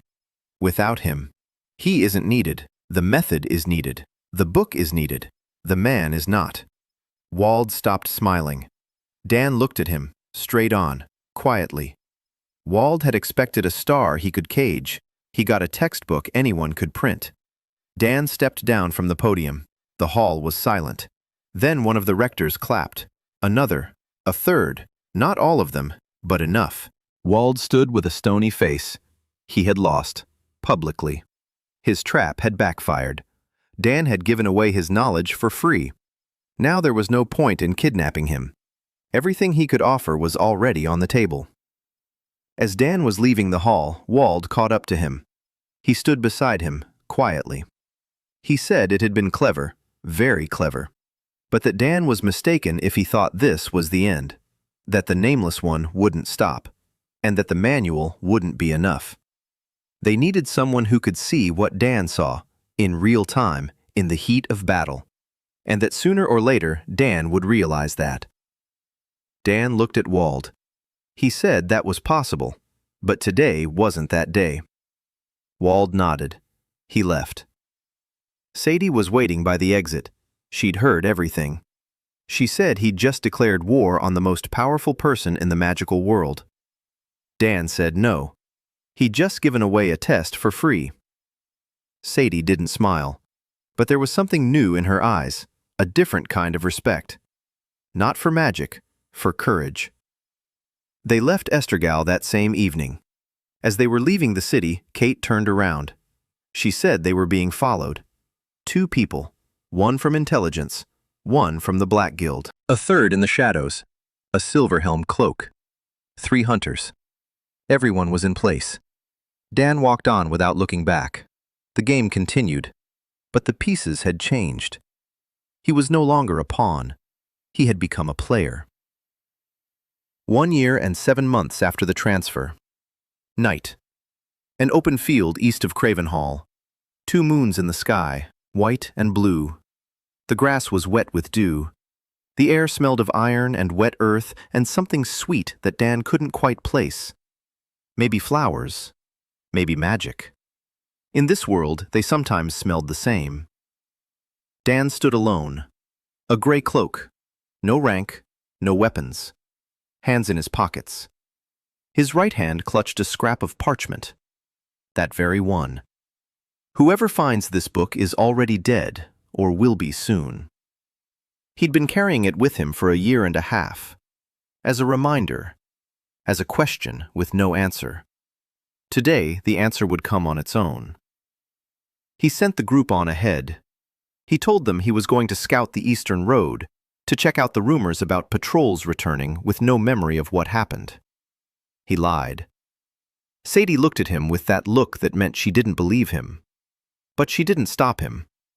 She knew that sometimes people have to go alone, even if it's foolish. Especially if it's foolish. He knew that the Nameless One's apprentice was here.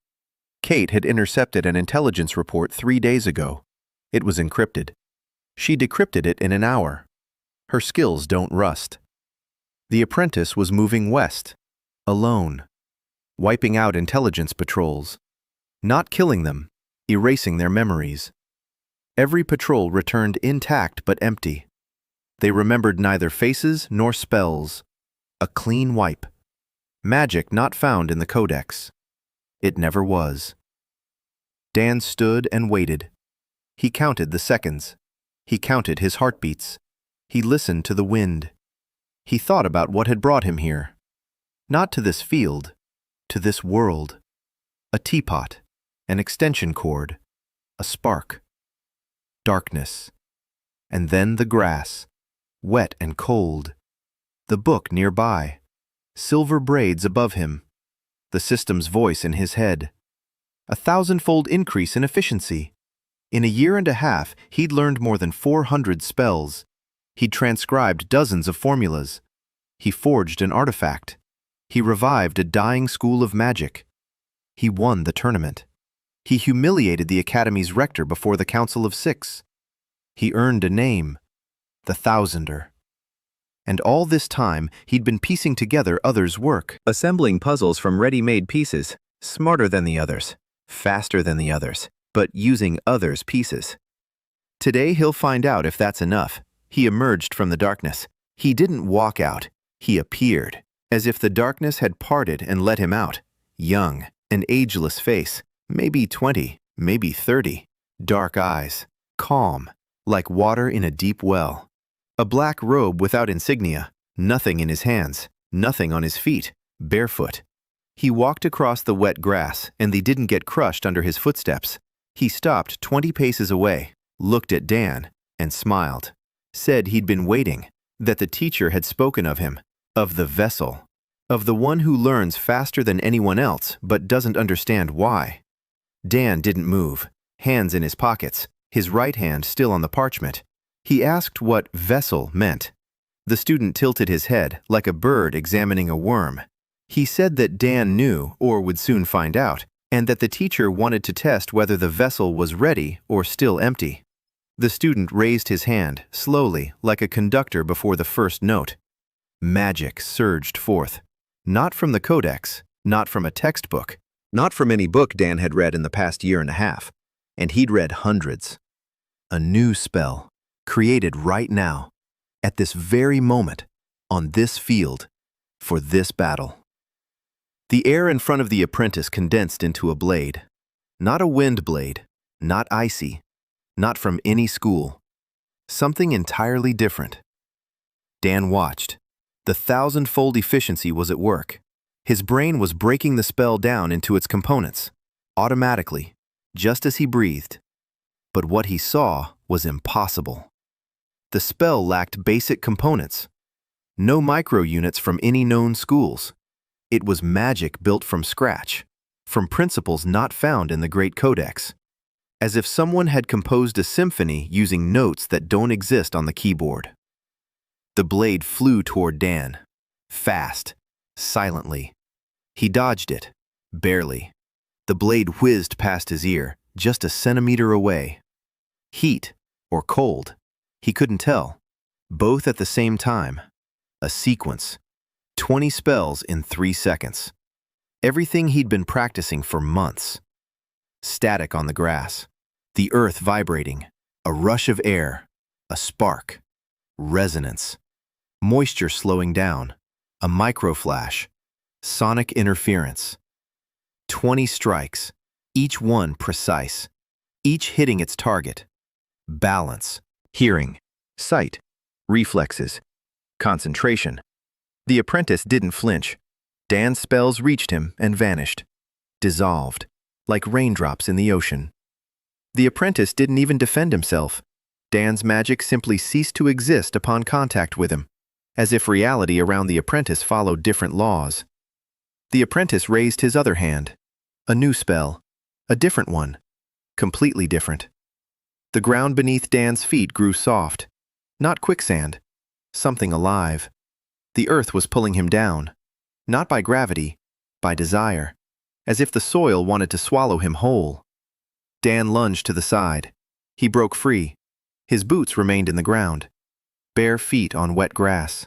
Cold. A new sequence. 20 spells. A different combination. None from the previous one. A completely new set. Fiery microdots around the apprentice's perimeter. An icy ring on the ground. A flash of light. A shadowed rustle. Resonance at 3 frequencies simultaneously. All for nothing. The student neutralized every single one. Not with dispelling magic. Not with a shield. He simply adjusted his defense to match each of Dan's new spells. In real time. Instantly. like water that takes the shape of any vessel. Improvisation. Pure, absolute, perfect. Dan was losing. He realized it by the third minute. He understood it coldly and clearly, just as a scientist understands that an experiment has failed. His cascades and sequences were a combination of known elements. Clever, inventive, sometimes brilliant, but familiar. Every component from the codex, every gesture from the textbook, every formula from the library. He was combining other people's words into new sentences. The student spoke a language that didn't exist. The difference between a master of quotation and a poet. A blow. Something icy and yet hot at the same time struck Dan in the chest. A paradox. A temperature that was both below and above zero at the same time. His body didn't know how to react. His muscles tensed and relaxed in an instant. He was sent flying. He fell onto his back. The wind was knocked out of his lungs. He stood up. His ribs ached. Blood from his nose. Not from cognitive overload, from the blow. Pure physical damage. A second blow. Light that was darkness. Two mutually exclusive elements woven into one. Like white noise for the eyes. His brain couldn't process the signal. Dan covered his face with his hands. The light darkness burned his palms. His skin swelled. Not a burn nor frostbite. Something in between. Something that has no name. He fell to his knees. The third blow. Sound. Not a resonance at 7 hertz. Not sonic interference. Pure sound transformed into physical force. As if a scream had become a fist. Dan lost consciousness. Darkness. A second. 5. He didn't know how long. He came to, face down in the grass. Wet. Cold. Just like on the first day. The student stood over him. He didn't finish him off. He waited. Patiently. Like a teacher waits for a student to finish a test. Dan got to his feet. His legs wouldn't hold him. Blood was pouring from his nose and ears. His mana was at 0. Maybe a fraction of a unit remained. Maybe. His body was failing him. His hands were shaking. His left eye was blurry. Blood had flooded it. He stood there and looked at the apprentice. The apprentice looked back at him. Calmly. Without anger. Without pity. Without anything. Like a mirror. The fourth blow knocked him down again. Not even a spell. Just a wave of power. Pure. Unformed. Dan lay face down in the wet grass. Just like on the first day. When he woke up in this world. Grass. 2 moons. Blood. A book on the grass. Silver braids above him. A voice in his head. The circle was complete. He lay there and thought. He didn't panic. He thought. Like a graduate student pondering a problem that's been unsolvable for the 3rd night in a row. Combinatorics is powerless. Cascades are powerless. Sequences are powerless. Everything he had built over the past year and a half was powerless against pure improvisation. He knew 400 spells. The student knew not a single one. And the student prevailed. Because knowledge is not understanding. Because knowing a formula does not mean understanding magic.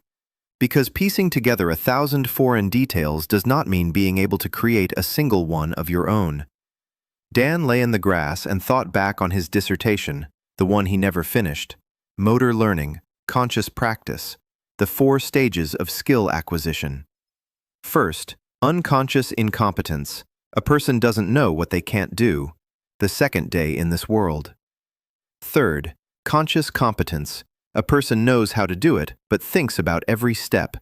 A tournament, a workshop, stunts. Fourth, unconscious competence. Mastery. A person no longer thinks. They just do it. Like a pianist who stops playing by the notes and starts playing music. Like a boxer who stops executing techniques and starts fighting. Like a scientist who stops applying a method and starts thinking. The transition from competence to mastery. From knowledge to understanding. From combining others' ideas to creating one's own. The student was at the 4th stage. Dan was stuck at the 3rd. For a year and a half, he had been the best combinator in the world, the fastest, the most effective, the smartest. And that wasn't enough. He opened his eyes. The apprentice stood there, waiting, patiently, as if time didn't matter. Dan stood up, slowly. His body was screaming. Every muscle, every joint, every cell begged him to lie back down. He stood there. Blood was trickling down his chin. His left eye was blind. His hands were burned. Mana was almost zero. Maybe a fraction of a unit. Maybe a quarter. A stub. A spark. A spark. Dan raised his hand. Not for a sequence. Not for a cascade. Not for a combination. For something new. He thought about his own death. Not abstractly, specifically. Chicago, 3 in the morning. A laptop. His dissertation open to chapter 4. A mug of cold coffee. A kettle on the table next to an extension cord. His hand brushes against the kettle. Boiling water spills onto the wires. A spark. Not a magical one, an electrical one. A short circuit. An instantaneous, uncontrolled burst of energy following the path of least resistance. That's what killed him. Not fire, not smoke. A short circuit. An instantaneous transfer of energy through a conductor. He didn't assemble a spell from its components. He didn't search for microunits in his memory. He didn't combine them. He thought about the principle. Not the formula, the principle. Energy. It exists. Not much, but it's there. A path. A conductor is needed. Not a copper wire. Something else. Something that conducts magic. Water. Moisture. Air damp with night dew. Millions of droplets hang between his palm and the student's chest. Microscopic. Invisible. But they're there. Resistance. Minimal. Water conducts. It always has. In both worlds. A release. Not a spell. A discharge. He directed the last drop of mana not into a form. Not into a form.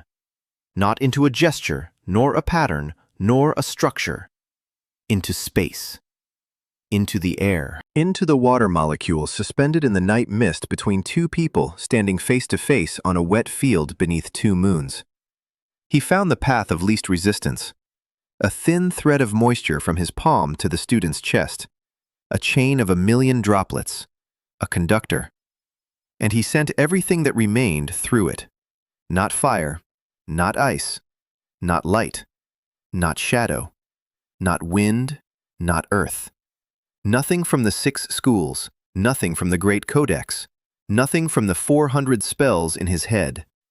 A discharge, a flash. White, instantaneous, like a photograph. Like that second in Chicago when a spark jumped from the extension cord and the world turned white. The world froze. For 1/100th of a second, everything stopped. Dew hung in the air. The grass froze. The wind froze. The moons froze. The student froze. Then the world came back on. The student flew away. He didn't fall, he flew away. 3 meters through the air. He hit the ground on his back. He rolled. He stopped. He lay there. He didn't move. Smoke rose from his chest. A burn. Not from fire. Electric. One that doesn't exist in this world. Because in this world there is no electricity. No extension cords. No kettles. No short circuits. But now there is. Because Daniel Raven brought it with him. From the world where he died to the world where he lives. Dan stood with his arm raised. His fingers were smoking. The skin on his palm had turned black. Blood was flowing from his nose and ears. His left eye was blind. His right eye saw only a blur. His knees were shaking. Mana, 0. Absolute 0. An empty tank. A blank screen. But he stood there. A technique that didn't exist in any codex in the world. Not in a single academy. In no textbook. In no library. Not a combination. Not a cascade. Not a sequence. Not an optimization of someone else's work.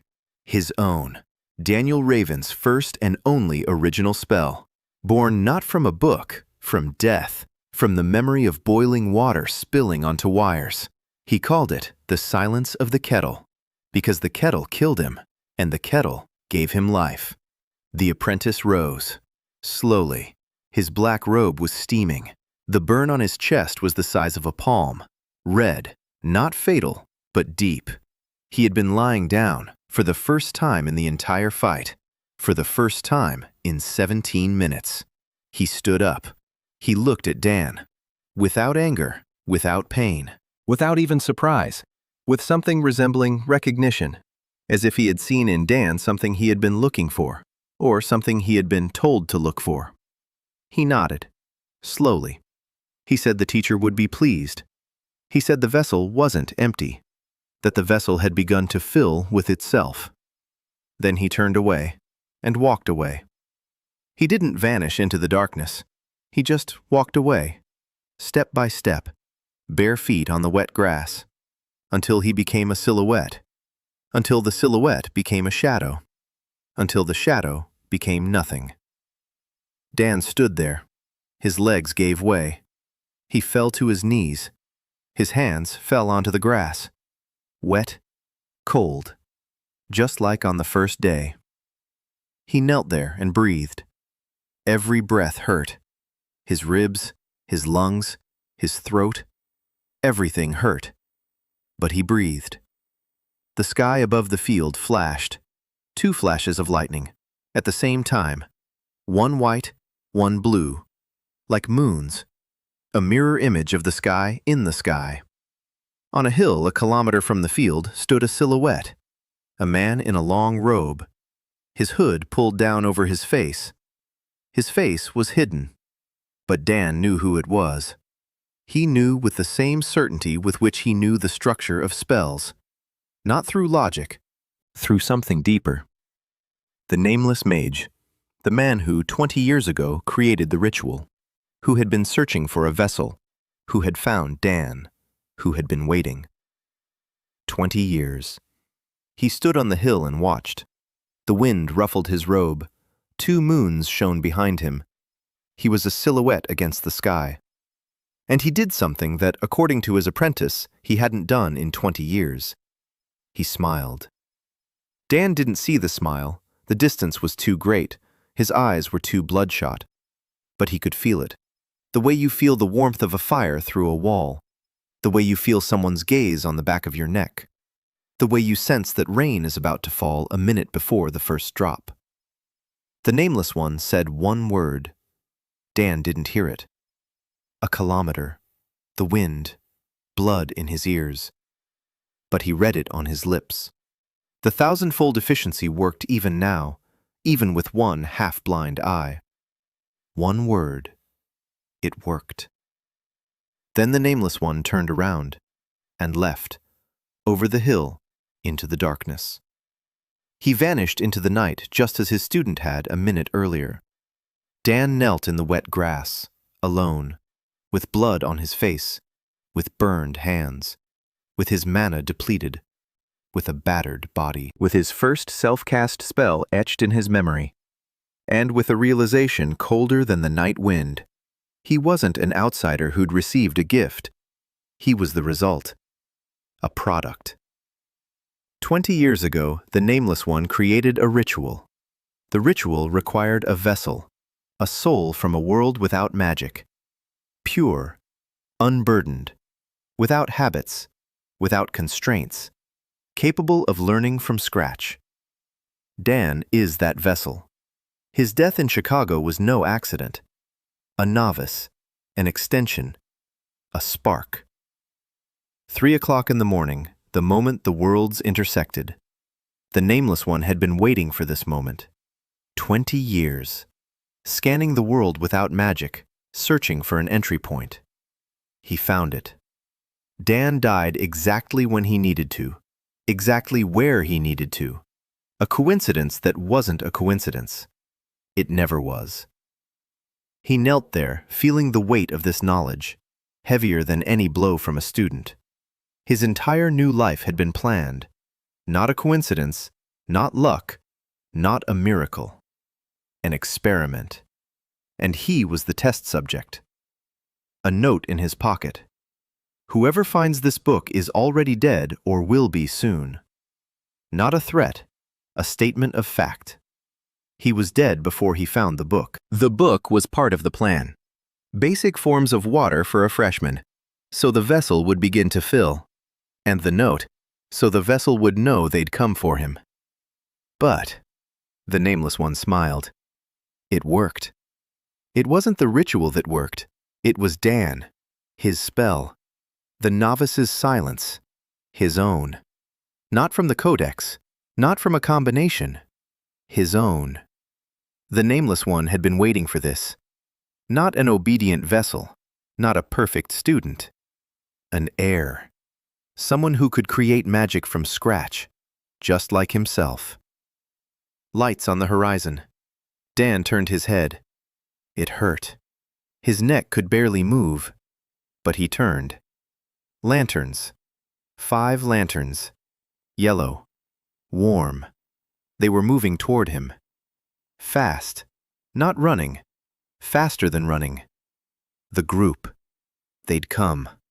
Of course they'd come. He'd lied and said he was going on a reconnaissance mission. Saidy looked at him and didn't believe him. She waited 10 minutes. She roused the others. She went after him. Because Saidy Corwin doesn't leave her own behind. Never. Not even when her own people lie to her right to her face. Saidy ran first. Her silver braids were loose. Not braided.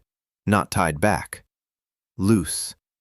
She ran so fast that they flew behind her like a flag. Sword on her back. She didn't waste time drawing it. Not for the sword. She was running toward it. Behind her was Min So. Heavy footsteps, a hammer on her back. Quiet at her belt. She ran in silence, as always. Behind Min So was Jia, with a bag of potions slung over her shoulder. Small, fast, silent. The school of flow, even while running. Further back was Evelyn, with fire in her palms. Not for battle, for light. She lit the way. Red hair in the firelight, her face both frightened and determined. Kate brought up the rear, a bow on her back, her eyes scanning the darkness. The rear guard. Even now, even as she runs toward her wounded friend. Habit. Protection. Saidy reached him first. She fell to her knees beside him. Mud. Grass. Dew. She didn't care. She grabbed him by the shoulders, with both hands. She looked at the blood, at his scorched palms, at his blackened fingers, at his blind left eye, at his face. She told him he was an idiot. Her voice trembled. This was the 3rd time someone in the group had called him an idiot. The first time was Saidy, after the incident with the children's waterfall in the village. The second time was Kate, when he gave her the silence spell. The 3rd time was Saidy. Now, with tears in her eyes that she refused to acknowledge, Jia was already working. She didn't speak. She worked. Her hands on his temples. Cold. The school of the current. Familiar. Familiar. She was scanning, gathering information, healing. Capillaries in the brain, burns on his hands, bleeding from his ears, ribs. She worked quietly and quickly, her face white with concentration. Evelyn approached. She knelt down beside him. She held the fire. She provided light. Her hands were trembling. The fire trembled with them, but it didn't go out. Min So stood with her back to them, facing the darkness. A hammer in her right hand, a quiet one in her left. 2 weapons, one for battle, one for defense. A guardian. She didn't turn around, didn't ask how he was. She stood there and kept watch. That was her way of saying she was there. Kate scanned the horizon, bow in her hands, an arrow knocked. The apprentice was gone. The nameless one was gone. The field was empty. But Kate didn't lower her bow. Not because she saw a threat, because she didn't trust the emptiness. She never had.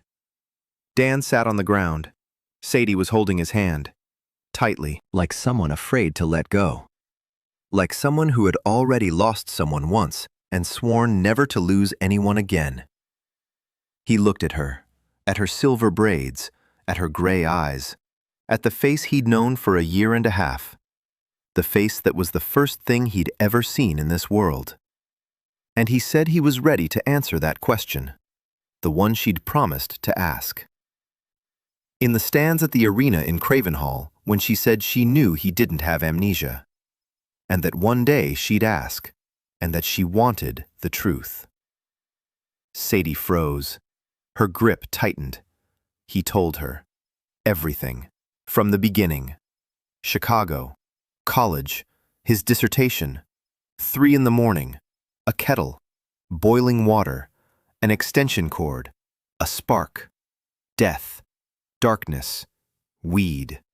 2 moons. A book. A voice in his head. A 1,000-fold increase in efficiency. He told her he was from another world. A world without magic. A world with electricity and machines and the internet and laptops. A world where people write dissertations on how to learn instead of actually learning. He told her that his ability wasn't his gift. It was someone else's ritual. The nameless mage created him, 20 years ago. Dan was a vessel. His death was no accident. His transfer was no stroke of luck. It was all planned, and he doesn't know how it will end. Saidy listened. She didn't interrupt. She didn't let go of his hand. The others were listening too. Min-so turned around. For the first time. She listened with her back to the darkness. Jia didn't stop healing, but Dan could see her eyes. Attentive. Evelyn tended the fire, her mouth slightly open. Kate lowered her bow, for the first time all evening. When he finished, the silence lingered for a long time. The wind, the grass, 2 moons, 5 women, 1 man on his knees. Saidy spoke first. She said that this explained a great deal. His knowledge that seemed to appear out of nowhere. His words that no one understood. Cognitive load, mindful practice, distributed learning. His comments on pedagogical disasters. His habit of drinking a black, bitter beverage in the mornings, even though coffee didn't exist in this world, and he brewed something from bitter roots that vaguely reminded him of it. Then she said she didn't care. Dan looked at her. She said she didn't care where he was from. Another world, this world, the moon. She said he'd been there for a year and a half. That he'd rewritten their lives. Each one, individually, for each of them. A spell for Evelyn, a school for Jia, a blade for Min-so, silence for Kate, and for Saidy. What he gave Saidy. Saidy fell silent. Then she spoke. He gave her someone she could trust, for the first time since her sister. Then she said he was still an idiot because he went alone. Jia had finished her initial treatment. Her left eye had started to see, blurrily, but she could see. She said full recovery would take 3 days, that the burns on her hands were serious, that his ribs were cracked but not broken, that he would live. Then she quietly added that she'd always known he was special, but she didn't know just how special. Min-so turned to him. She said one word, blacksmith. Dan didn't understand. She said he was a blacksmith. Her father would look at metal and see where it was worn out. Dan looks at people and sees where they're broken, and he fixes them. It's not magic, it's a craft, the oldest craft in the world. Evelyn came over. She sat down next to him. She said she was scared, that everything he'd told her was very scary. Another world, and rituals, and vessels, and the nameless one. Then she said she'd been even more scared when she thought she was talentless. 5 years, every day. And that he'd fix that, in 2 weeks. And that if he'd fixed that, he'd fix the rest too. She believes him. Kate was standing farther away than anyone else, a bow behind. Her arms were crossed. She said she knew. Not everything, but she knew he wasn't from here. Intelligence knew it too. They hadn't found a single record in any world. They decided he was a spy from another kingdom. She decided he was something more. Then she paused and said she didn't care whose vessel he was theirs. They lifted him up, slowly, carefully. Saidy on the right, Jia on the left, Min-so in front, Evelyn behind them with fire in her palm, Kate in the rear guard with a bow. 6 lanterns in the darkness. They headed home. Dan walked among them, staggering, leaning on Saidy. She bore his weight in silence, easily, just as she bore everything: responsibility, pain, the memory of his sister, and now him. He walked and thought. The Nameless One will come. The ritual isn't complete. If it's completed, Dan will become something inhuman. The second Nameless One. A being that doesn't die. That will outlive everyone. Everyone close to him. Everyone he loves. If the ritual is disrupted, he'll lose his thousandfold effectiveness. He'll lose everything he knows how to do. He'll become an ordinary person in a world of magic, without power, without abilities, without what makes him useful. But with them, a choice: immortality and loneliness, or mortality and home. There will be a choice. Later. Not today. Today he knew one thing. He had created a spell, his own, not from the Codex, from himself, from his own death, from his own memory, from a world where there is no magic, but there are teapots and extension cords and short circuits. He had ceased to be a combinator. He became a creator, and that changed everything. They walked across the field, wet grass beneath their feet, 2 moons overhead, white and blue. The wind carried the scent of flowers, or magic. In this world, they smell the same. Daniel Raven, 24 years in his past life, a year and a half in this one. A graduate student who never finished his dissertation. A dead man who lives. A vessel that has begun to fill with itself. 1004 known across half the continent. A man who creates spells not for victory, but for specific people. For Evelyn, who stopped thinking of herself as talentless. For Jia, who restored her grandmother's school. For Min-so, who forged her father's dream. For Kate, who stayed behind for the first time. For Sai, who believed for the first time. He smiled, with sore lips, blood on his teeth. Saidy looked at him. She asked why he was smiling. He said it was the dissertation. She asked which dissertation. He said the one he hadn't finished. It was about how people learn. And now he knew the answer. People learn when they have someone to do it for. Saidy squeezed his hand tighter. He squeezed back. There were still hundreds of battles ahead. The meeting with the Nameless One, the conversation that would determine who Dan would become. A human or something greater. The politics of the academies, walled in the shadows. The Black Guild's hunt. The intelligence game. The ritual awaiting completion or rupture. 1,000 unanswered questions. But that's later. All that's later. Right now, the streetlights. Warm, yellow. 6 of them. His group. His home. His people. 5 people who followed him into the darkness. Who heard the truth and said they didn't care. Who called him an idiot and stayed anyway. He was walking home, and for the first time he wasn't counting his steps.